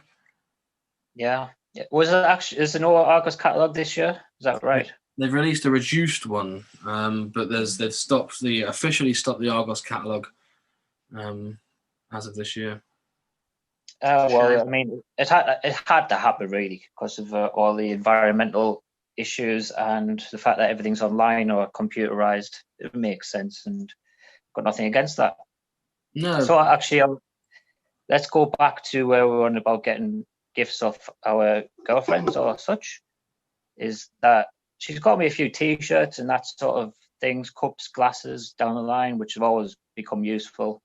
But one year she really knocked out the park. It was when I first started collecting the figures. It'd been 2014, I believe. And one of the figures that was really hard to get was the Big Boss Man. So she must have spent quite a lot of money getting that one. It was in mint in box and that sort of thing. So really did well with that one. And the following year was the Defining Moments Triple H, which again, very expensive figure. You know, you were paying £100, probably worth a bit more than that now. So she has spent a bit of money on me with the old wrestling Christmas gifts, and still tries hard now as well. So I give a little thanks to her in this little segment. Well, what is it you tend to get her? Do you get her anything wrestling related? I do actually, yeah. I bet not. I've got some wrestling related things this year. Yeah, so what it is. I'm sure glad to know. In previous years, I've got things like she sort of likes the. No, I'm not saying it just in case it leads on to something I've got this year. But I bought shirts and cups and that sort of thing of wrestlers she might like. How about you, Adam? Do you ever pick up anything wrestling related for your missus, or she just? I know she's not into it, but no, I've even tried to say if I've got a Euroshop session going, I even try and say, "Do you want like a female T-shirt? They're nice, you know." But she's not having any of it. Oh yeah, sorry. That discussion when you asked me took me by surprise. But over the years, I've got her the finger rings. So I've got the Divas one. I've got the Raw and SmackDown. It was unfortunate a year or two ago they got stolen from a burglary. So I was able to basically got her things like that twice. And I've got the women's mini belts for her as well. And for her birthday, I got a replica Divas belt because she's a big fan of the Divas belt. Oh, good. It wasn't you that stole it, was it? And give it back to her? Just to run out of ideas. That would be a bit elaborate and not worth what it costs. No, yeah, I think, well, the only sort of wrestling thing I've bought, I think I've got like a female NWO shirt that we did on the Euroshop sale a few months ago. But we went to Butlins to watch it a few years ago. She'll tag along for those sort of things, which is always good. Well, as soon as live shows start, I think I'd like to definitely go and watch some more live wrestling. I think I've really got more of a buzz for it over the last year, which is annoying.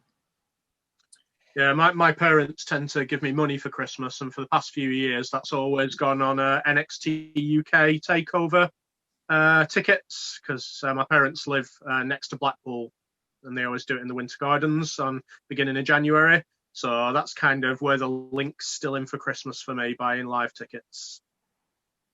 I guess there's more of a what you can't have, you want more type deal going on here. Yeah, so, definitely. Yeah, I'd love to get to a live event again at some point.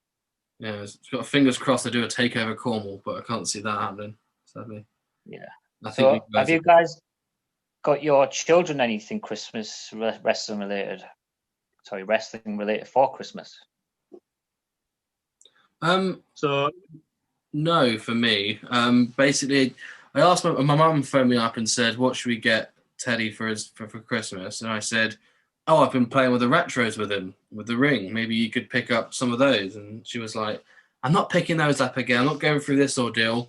So that was it. So apparently she's never getting anything wrestling related. And obviously I haven't done it because he's only 18 months old. So not yet, but in maybe future years.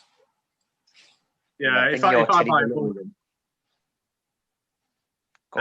buy a bulk of figures to sell on eBay, Stan tends to take the Tough Talkers any tough tokers I get, he takes. So he didn't really need any figures. So that's the only thing that I kind of got him to put on the tree, which is the Money in the Bank Christmas decoration, bauble type thing, which he really enjoyed. So I was glad to see that. Yeah, the tough title is exactly the same with my son. We got a few a couple of months ago, but there was a case where I couldn't actually wait to give him it, so he got it straight away. He got the Tough Talkers ring and about 6 or 7 talkers, so obviously a popular thing for a kid that age. And the only thing I've got him so far, I may pick up something else if I see it. I bought the AEW children's belt from Smiths for it was only reduced $12.99, so I thought I might as well. I was doing an order for Paw Patrol Dino Rescue, so picked that one up as well. So AEW is kind of the only show I'm watching at the moment, so if I can watch that with him, I might get him into it and have his own belt as well. The belt's and you can have one that Daddy doesn't have. The belt's quite nice. Looks like it's quite a nice one in the box. I think some of the belts they're doing nowadays, you find them in B&M. So they've got like the old Winged Eagle. I think they've got the Intercontinental and stuff. So I think that's the sort of thing I'll start him on first. I've got him a few of the Brawling Buddies that they brought back, the old Wrestle Buddies, but the newer versions. He's got a few of those. So he has a wrestling match with those, and he teams up with Baymax for some reason for Big Hero 6. So I think they're the sort of things to get them started on, and then once they get a bit older, then sort of morph them onto other stuff. But just had a random thought. What do you think 20 years down the line? Do you think it will be them 3 doing this? No. Oh. That is a very interesting thought, but, time changes a lot. I'll try and push him into wrestling, certainly, but the way Teddy is, I think if you push him into something, he's not going to like it, so he's going to have to do it himself. Yeah, definitely. Well, you can't have 2 people called Teddy on a podcast, can you? That'd be like confusions. Teddy 1 and Teddy 2. Stand them up. Yeah. Right, you guys got any more memories, or are you all memoried out? Memoried out. I can't remember yesterday, man. We'll run out of RAM. Happy to get through them. So next up, we got the Underrated R Superstar, which Johnny is putting forward this week. So we should be back in a second. Underrated R Superstar time now, and as I just mentioned before, Johnny's pick this week. So who have you got for us? Well, I had one in mind, but something became a bit topical this week, so I've changed it, and I'm going to pick the Jakks Classic Zeus. Rest in peace, Tiny Lister? Tiny Lister. Tiny Lister passed away this week, so he played Zeus in the WWE. So he had I believe this is his only figure, Jakks Classic. The face is absolutely brilliant. You'll not be able to see it in this, but with the reflection, absolutely perfect with the Z down the side of his head. I think my as first of all as a figure, as we're discussing it, I think really good. And the one thing I used to like about the Jakks Classics box is I had an image of the figure. Well, you see it on the back there as well, but also on the side of the box. So that always comes in handy. But yeah, very good figure. As you say, it's his only one that he's done. That's my opinion on Zeus. Adam, you sold one this week, didn't you? So you've had it. Yeah, I mean, it always happens. I don't really know what goes through people's minds, but it always happens when someone passes away. I tend to sell a figure or 2 or 3 or 4 that's that same day.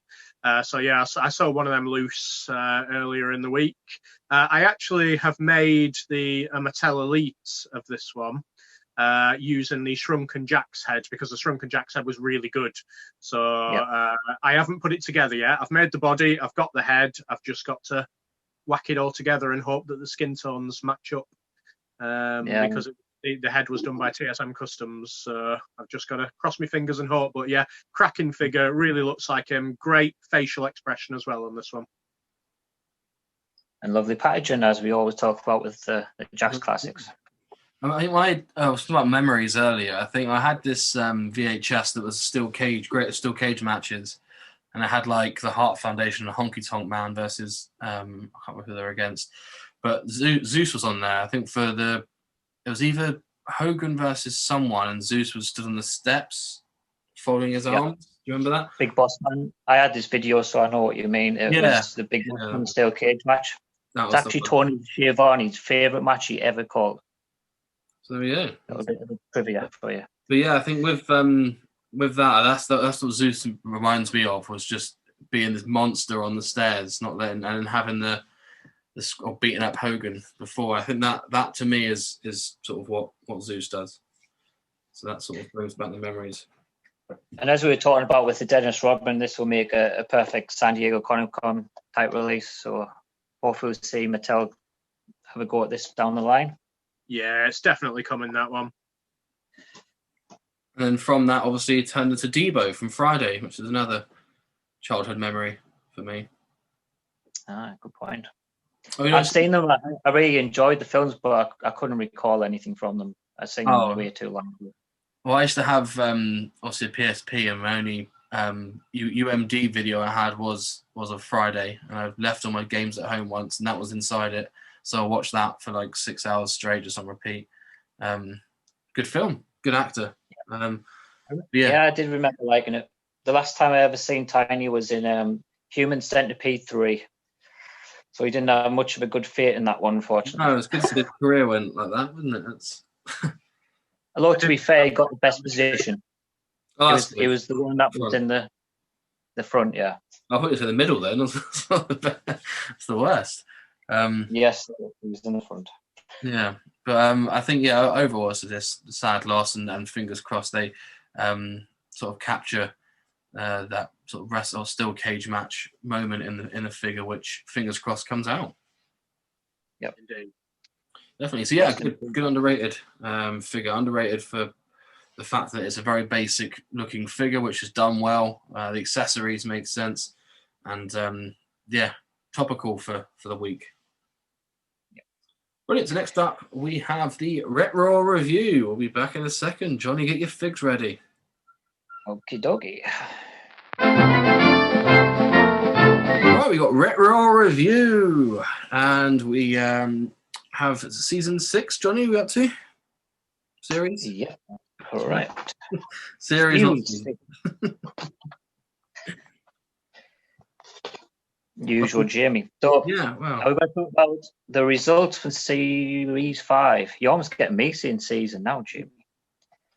So after all the tallies, results averaged out, Big E scored 7.32, which put him into 5th place in the table. Kofi scored 5.14, which put him 2nd to last. Macho Man actually scored an average of 8.29, which puts him 2nd place in the table. Madness. And Xavier Woods scored a pitiful score of 5.01 overall and puts him rock bottom. So you could say that they're up, up, down, down. Certainly down. Certainly not up. And Big E. Yeah. Our listeners scored Big E higher than Macho Man, but our scores pushed Macho Man higher. It's crazy. I would have thought you would have snuck into 3rd or something, Big E, but I'm guessing 3 wasn't enough. You needed 5. I think it was because of my 6 score, where you guys scored 7 and 8.6 respectively. So I just couldn't get. Jamie, you're still smirking at your little joke there. You are still smirking. I actually missed it. Oh, What have I missed? He was doing the 5 thing for Big E.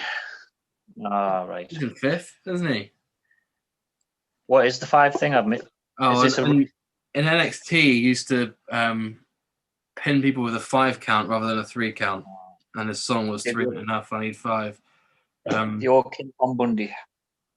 Yes, Big E Langston instead. Right, so we're up to speed on the table. So let's start with series. What are we on to? 6. Series 6. Series. Series 6. And we're starting with Bray Wyatt. There he is. He's wearing white pants, a plain black top, some decent tattoos, and a decent face. Should I talk it through first? Yeah. Go for it. as I said, I feel the face is pretty good for a retro if we're going to compare them to the others. The body works well, perfect for him, same as the body used for Kevin Owens and that sort of character. Great detail on tattoos, especially on this arm. There's a lot of colour on it on the right arm, and no colour on the left arm, but I'm guessing not meant to be anyway. The minus points, no logo on the top. Very big omission. I think there should be something there. And the action doesn't really fit, but I understand why they've used this mold for him. Could have maybe used a Ric Flair type back chop to do the Sister Abigail. So yeah, that's my thoughts on that one. What is the action? Sorry. It's the Kevin Owens type. Oh, the headbutt. Yeah, I guess you could do the powerbomb type thing as well. I was thinking, is it for the backwards crab that he does? Is it kind of to imitate that? Yeah. Oh yeah. Oh, there we go. That makes sense.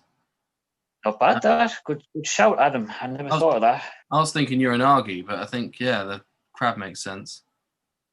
Yeah, it's not a bad one. It's not ridiculous sort of action. It makes sense. It could be worse. I think, overall, it's missing like one or two little details for me personally. I would have liked to have seen either go one way or the other, either go completely basic with it and have him either wearing like some sort of coat or something to cover the tattoos up, or the other way where you pop the hat on and you have the full logo on the t-shirt. Trousers wise, you couldn't really do much. You just wore white trousers. Can I look at the shoes? Because in the light, they're wearing ballet shoes. There is a bit of detail on the shoes, and not all just one colour. Oh, that's I think the sideway is what I was looking for. So it looks like from the top, it looks like it's wearing ballet shoes or like women pumps. Yeah.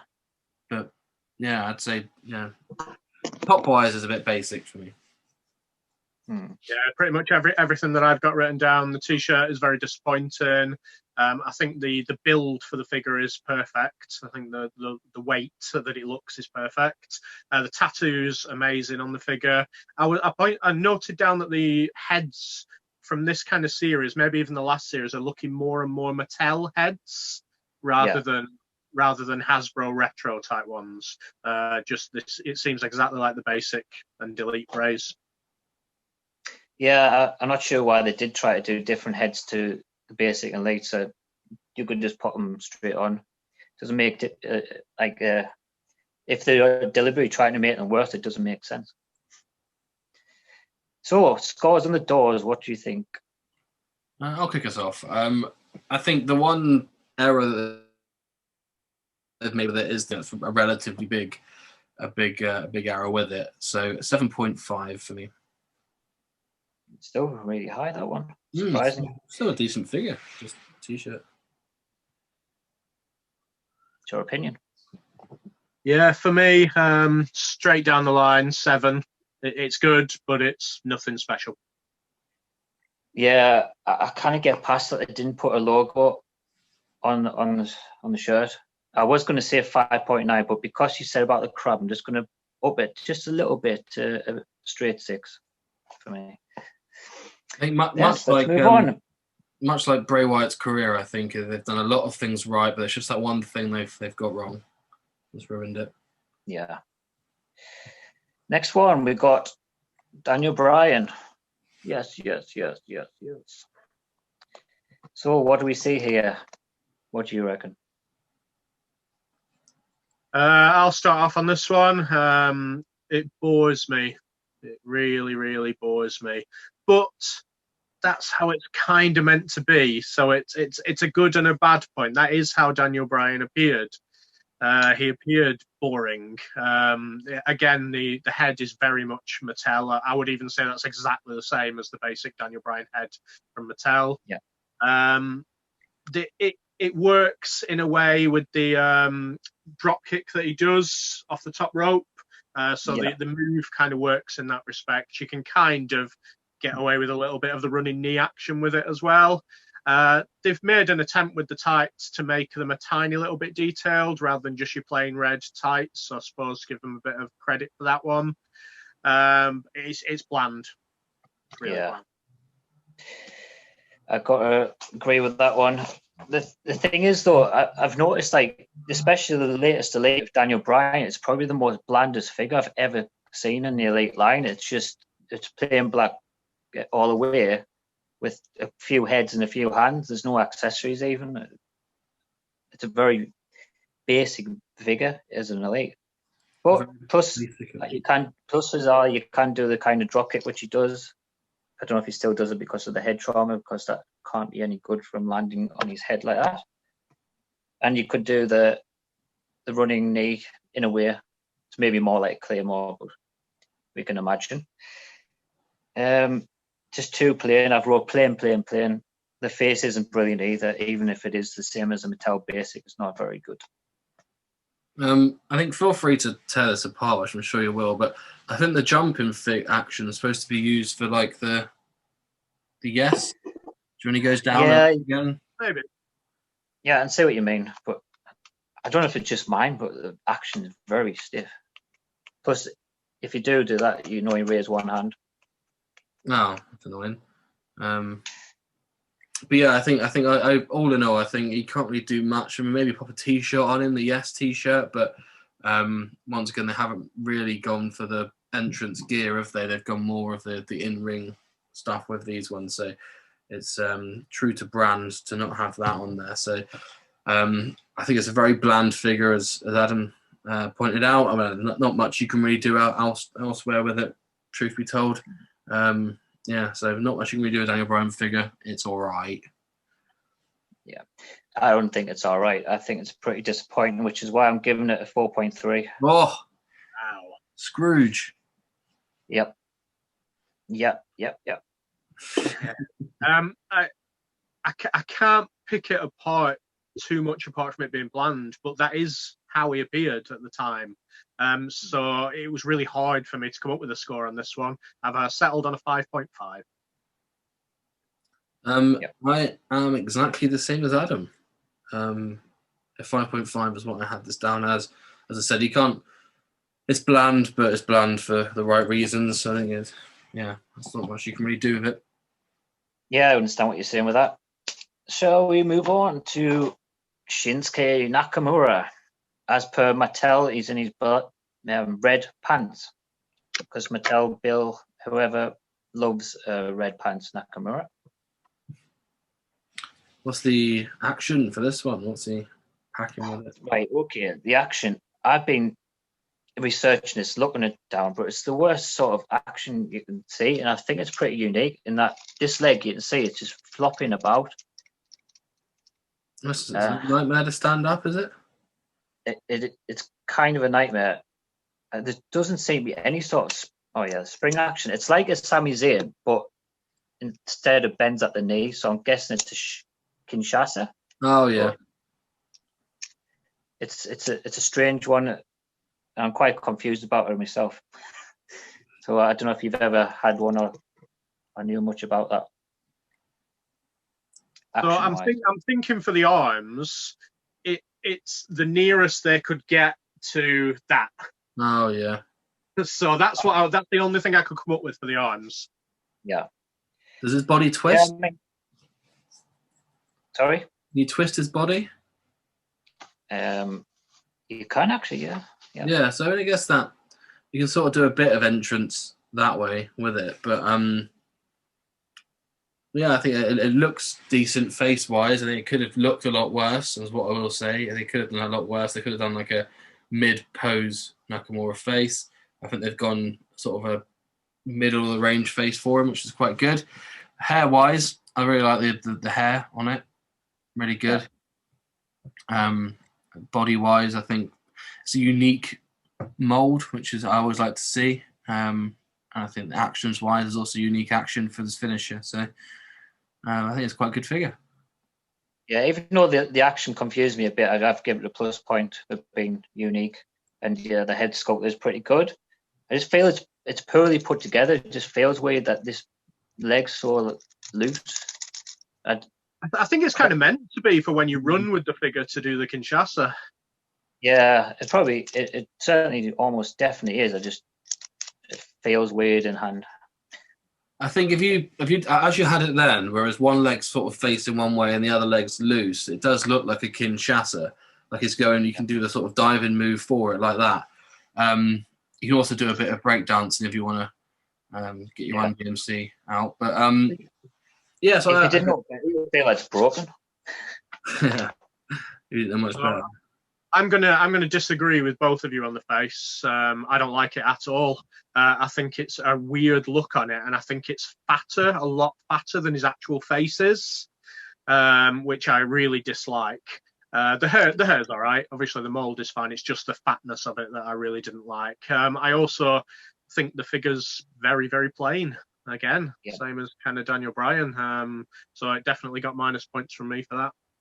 Yeah, I thought it was plain as well. I'm sick of seeing red versions of Nakamura as well. That armband is pretty detailless. It should have really been maybe a loose one. They've got plenty of them in stocks from Mattel. So, yeah. Are we ready to score this one then? Yeah.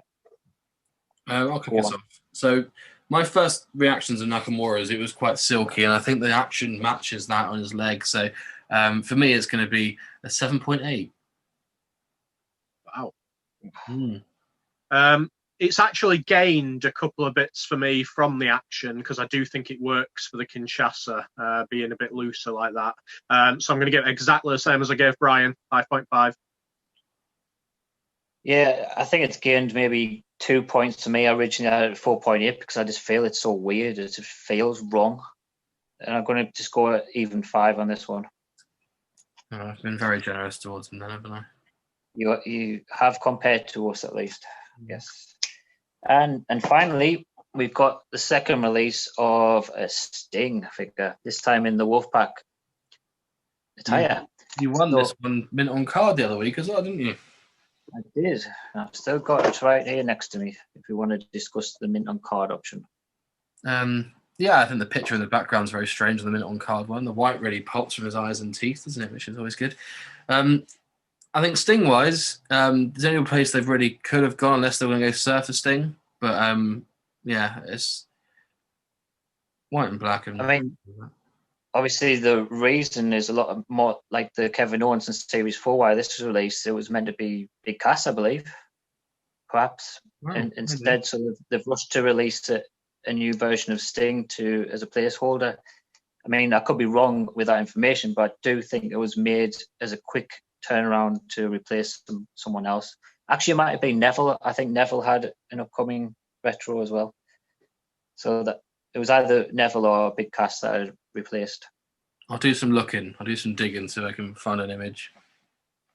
Yeah. So my notes are: I feel this overall is better than the Series 2. There's more detail. I feel the color is better. It pops more. As I've said in previous episodes, I'm a fan of the Wolfpack Stinger. I know not a bit of a controversial opinion, but I love Sting when he was in the Wolfpack. There's more detail on this one than there was on the other one. The singlet's more sculpted, not sculpted, but painted. So it comes down to his lower chest rather than all the way up. There's more logos down the side and on the legs than there was in the first one, and they've changed his hair to a black color, which matches what it was having at the time, where the other one was a brown color.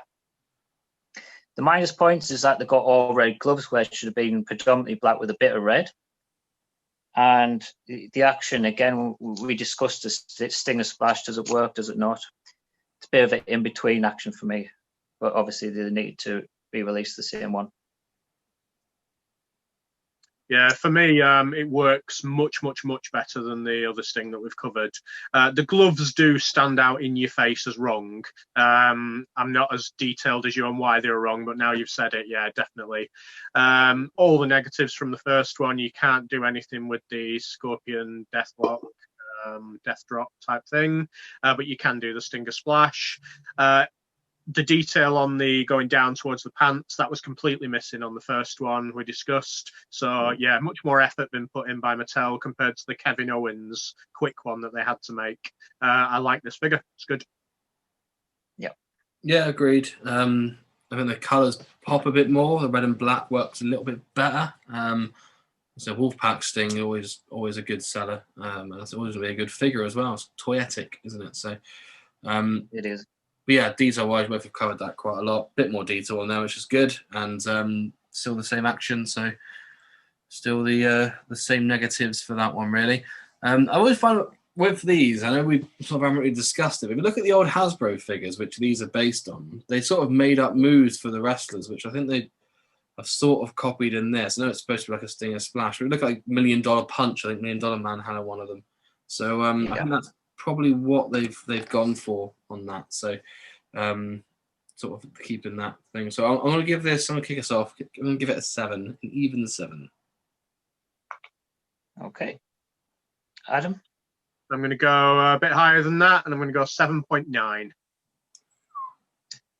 Yeah, I've got 7.8 wrote down, which is a full point higher than I scored the first one. So seems to be the better one from the series from us. We'll see what the listeners think. We'll get that poll up sooner rather than later this time. We left it a bit late last time. Lovely stuff. Brilliant. I know we said last week, didn't we? We were going to cover the ring in this one. Would you prefer to do that at the end after we've covered all the rep rules? We can do it now if you want. Yeah, let's go and get the old. Have you got one? I got a ring. Oh, well, I'll let you do the talking then. Yeah, it's about, I think that's one of the only things I've got apart from some of the basic ones. Just a shout out as well. I've also got some replacement ropes sent to me by Jonathan. So if anyone is looking for any replacement ropes for their retro ring, John's your man.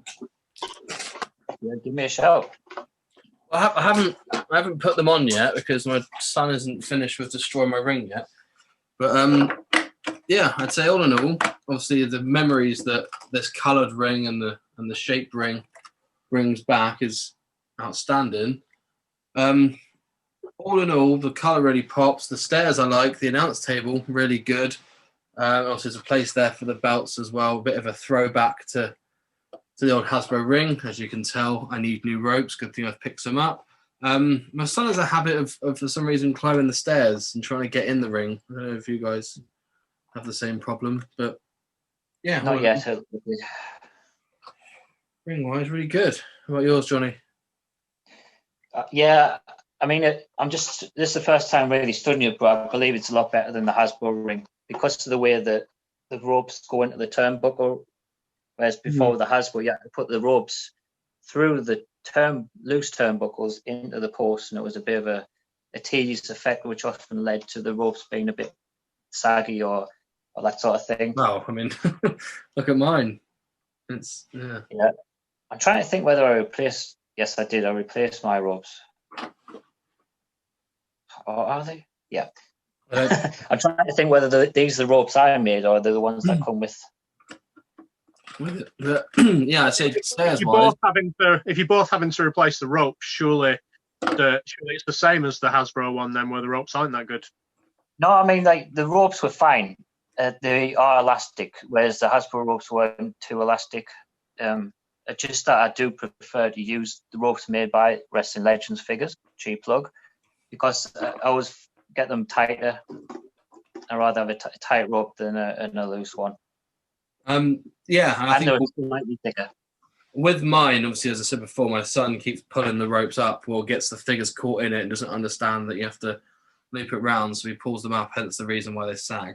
The bottom rope on it is still springy as anything, so I mean they're still fine. I haven't put Jono's one on, as I said before, because I don't want him to sag those ones out as well, so I'm waiting for him to get a bit older, then I'll put the replacement ones on. Is there no TV monitor on this one? No, there's nothing to really stickers. You got the announce table that has two little monitors on it, but nothing really of note on there. I've took mine off. One of my favourite bits about the Hasbro one. Sorry to disappoint. Yeah, I mean, I'm happy with it. I think it's well made. It's sturdy enough, and yeah, it's better than the Hasbro in my opinion.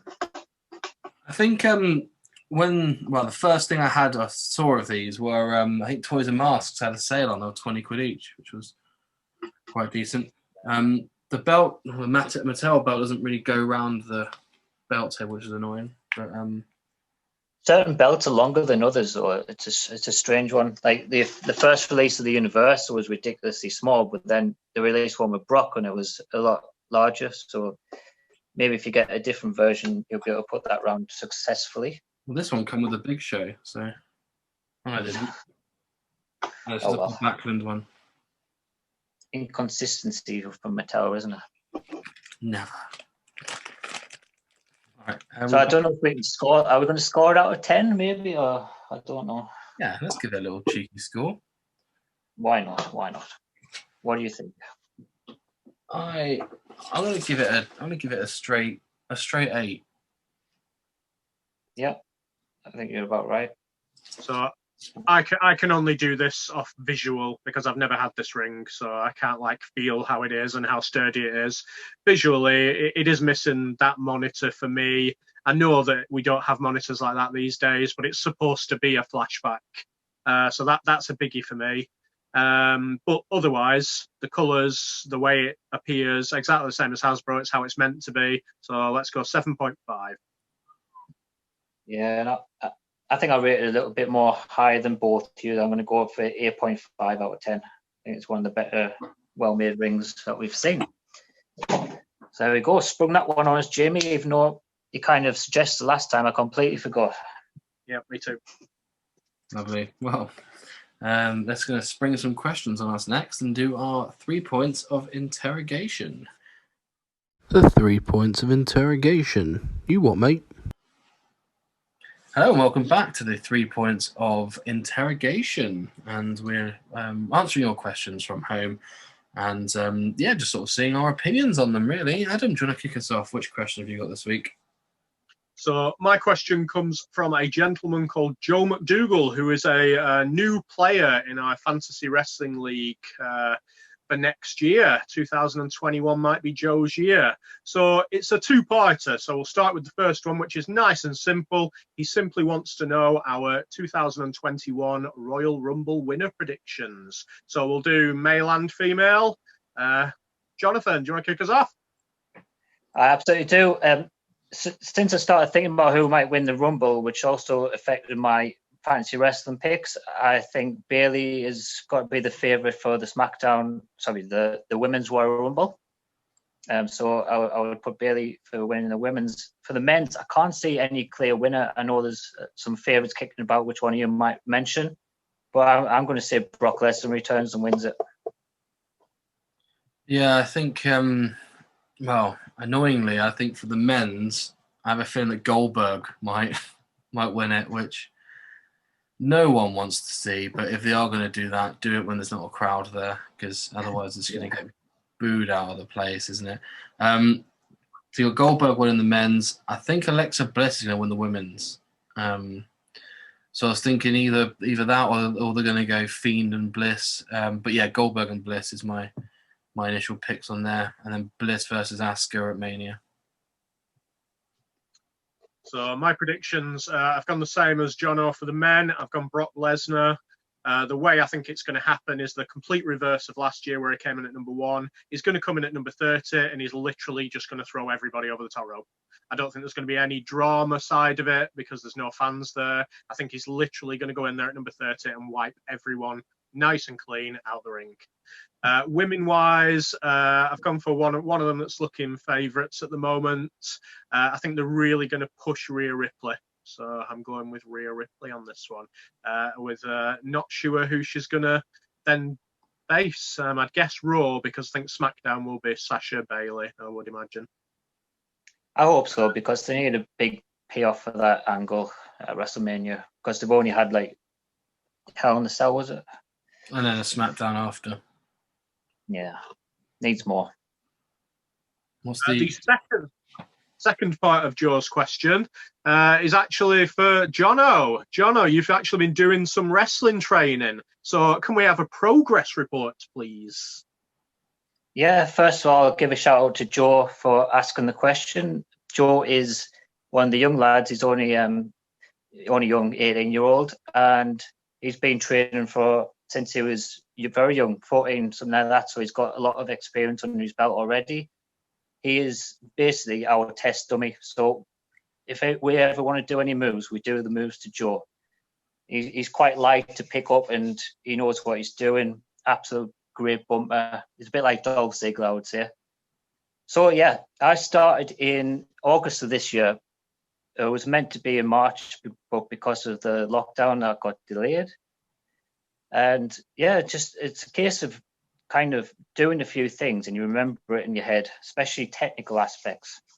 There's a lot of things I feel like I'm doing well with technical, which means doing all the wrist locks and head locks and reversals and counters to all that sort of thing. And there's things I'm struggling with is drop kicks, actually. As someone my size, maybe a cruiserweight type size body type, I need to be able to do a drop kick. So that's something I need to practice when I ever get back. I feel I was making good progress by the time, the end of October came and went into another lockdown, unfortunately. So I haven't been for 6 weeks now, just hoping that I haven't forgot everything, and hope it's like maybe driving a car, riding a bike, that you just don't forget and you pick it up straight away again. But yeah, I'm really enjoying it. And it's good. Last time we spoke that you were starting to do sequences. Yeah. So what kind of sequences have you managed to do so far? The first one we learned is called the International, and it's basically where you start from a headlock position, and one guy fires you into the ropes. Against the ropes, you come back and give them a shoulder barge. You then run across the ropes. They duck under you.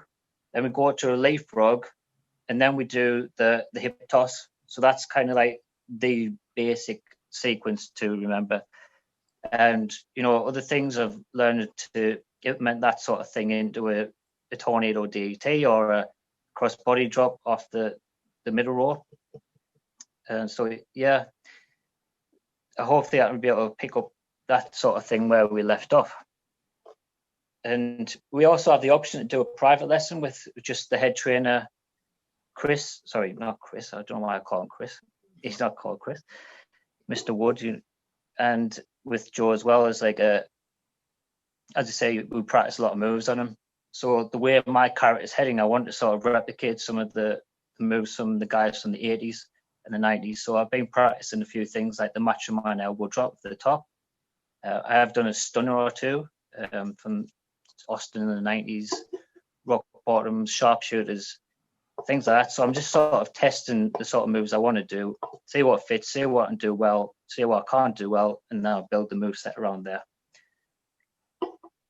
And remembering your coach's name is not one thing that you do well. It's called David Wood. I've just had too much caffeine. I'm absolutely buzzing. It's on the brain. Sounds amazing, man. Do you watch wrestling a bit differently now? Sometimes I do, because I look for things that I might want to use myself, the sort of moves and things. The one match that I've watched recently, which made me think that's the sort of thing I want to do, is the FTR versus the Young Bucks, and some of the things where they were recreating spots from previous tag teams is something I want to create as the singles wrestler when I ever start. So that was a really good one for me to watch. Did you do a lot of promos? We haven't done a lot so far. We've done maybe 1 or 2 sessions, so it's certainly character work needs a lot of work. It always intrigues me, because wrestling's passed me by, but something that I always think about is, could I do something like manager or something like that without any kind of, obviously you'd need to train a little bit wrestling thing for spots, but do they do training and stuff like that for managers? Are there people in your group that will not become wrestlers? There's a parent of one of the young girl that trains who he's possibly looking into becoming a manager or something along those lines with us. So he had a rib injury, so he couldn't train. So I'm not sure if he's actually going to recover from that, or he's going to maybe step into the managerial type thing. But it has been suggested, so there's certainly room for that sort of thing in wrestling school. If you ever want to go, you could become a manager or a referee or anything like that. when you make it, Jono, I'll be the manager right here. Hey, why not? I'm not sure what my role would be. I'll just manage you on Zoom. I'll do a video call in the background. We don't want to go sort of. Who was the guy who used to have like 3 managers back in the day? I remember Rick Flair to come out with Mr. Perfect, and is it Bobby Heenan? So have 2 managers. Yeah, overkill, yeah. Right. So my question, not related to Jono, just starting wrestling, but from Alan Logue, who are you tipping to be the breakout star in 2021? Start with you, Jono. You will start with Adam. So I am not prepared for this one. You can't pick yourself. Yeah, it's probably best starting with me because I think Alan specified that he wanted WWE and AEW on this one. He did. I've gone for WWE. For Bianca Belair will be the breakout star, which kind of goes against me picking Rhea Ripley for the Rumble. But I think over the full course of the year, by this point next year, Bianca Belair will be in the top 2 of the women's division. AEW, I've gone for somebody that I've spoken about before, with you two especially, and I've gone for Ricky Starks. I think he's been the best thing in AEW over the past 2 months. I think he's showing signs of having everything. He's got the wrestling skills, he's got the promo skills. I think in the little group that they're in, everyone would have expected Brian Cage to be the number 1 in that group. For me, Ricky Starks is outshining everyone. So Bianca Belair, Ricky Starks. Great picks. Jamie, would you like to go next? I'm still thinking. Yeah, I'll go at AEW first of all. So I think obviously a lot of people talk about Orange Cassidy, and so I think personally that John Silver's going to be one of the breakout stars for AEW. I've been giving him a lot more TV time recently. If you watch the YouTube with, I think is it BTE, he's quite funny on there. I think Cody seems to be quite high up on him as well. So yeah, I think John Silver could sort of break out from the Dark Order and sort of have his own singles run, which is quite good to see. WWE wise, I assume he doesn't mean NXT as well, but I think, I know compared to recent news, but I still think Keith Lee is going to be the breakout star this year. I think he's going to sort of really go for the brass ring, should we say, and be champion by the end of the year. As if Adam's prediction comes true and it's Brock Lesnar that comes out and faces McIntyre at Mania, I think the only person that they'd be able to use to beat Lesnar would be Keith Lee. So, be interesting to see. Yeah, I think you kind of jogged my memory a bit by saying Keith Lee with him coming up to the roster recently, and I think it's about time the Undisputed Era get up to the main roster. It's getting a bit, I wouldn't say stale in NXT, but they've been there a long time. And we've seen a lot of things recently where Kyle O'Reilly's become almost the standout star of that group. So I imagine that's just going to continue in the next year, and he's going to get a really good push, maybe to beyond Adam Cole's level. You never know. Especially with Bobby Fish being injured again. Yeah, exactly. So he's got to really carry that group. Yeah, I think with the Undisputed Era, if you look at, obviously, I think Roderick Strong's a great performer anyway, so they've got a lot of talent in there. I don't know whether they're going to stay in NXT or WWE. It's just, one to keep an eye on, really, isn't it? Yeah, they had a terrible year this year, so it can only go up because you look at the Fantasy Wrestling League and you look at the kind of points that Undisputed Era were getting. It's terrible compared to the year before, the results that they had. Anyway, John, back to you.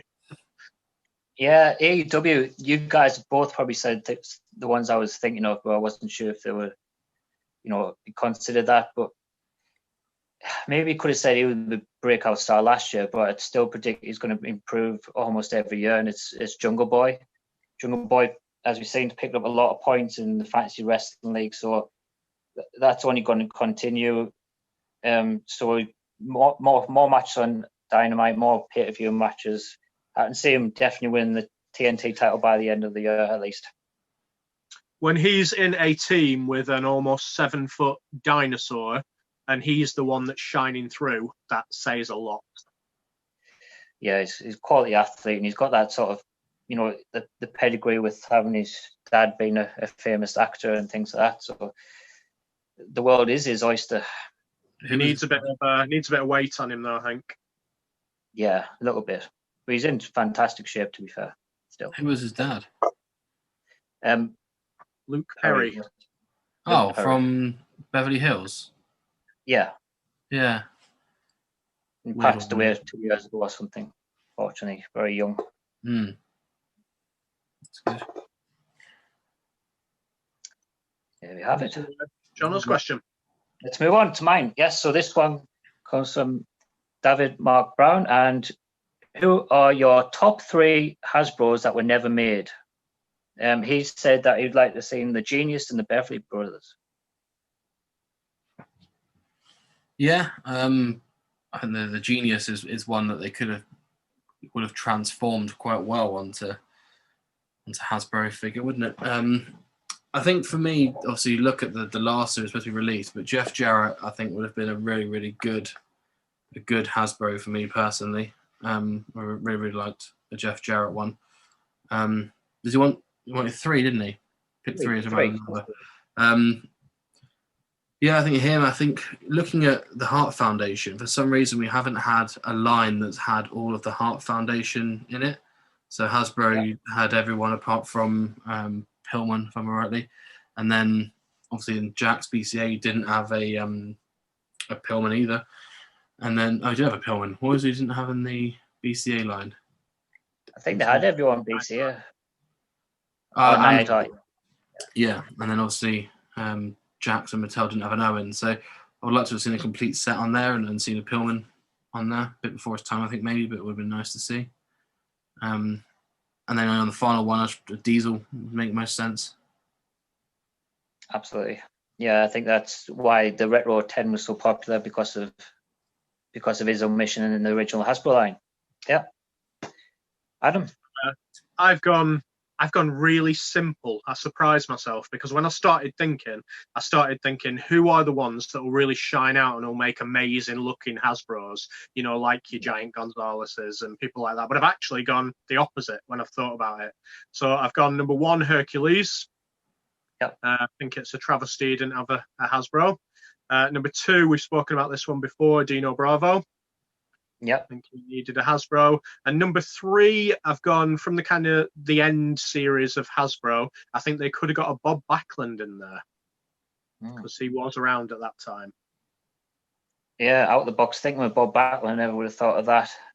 But yeah, I completely agree with Hercules. He's on my sheet at number 1 because I'm such a big fan of Power and Glory. I'd love to see those two in a figure form. And I originally have Dino Bravo as my 3rd pick, but I've just come across a Haku from the Classics line. Haku is a massive omission from that original Hasbro. So Power and Glory and Haku would be my top 3 for Hasbro. Yeah, unless you want to get into like the manager's side of things and maybe have a Bobby Brain, Mr. Fuji, and maybe a Slick or something in there. But yeah, we got a whole line of managers.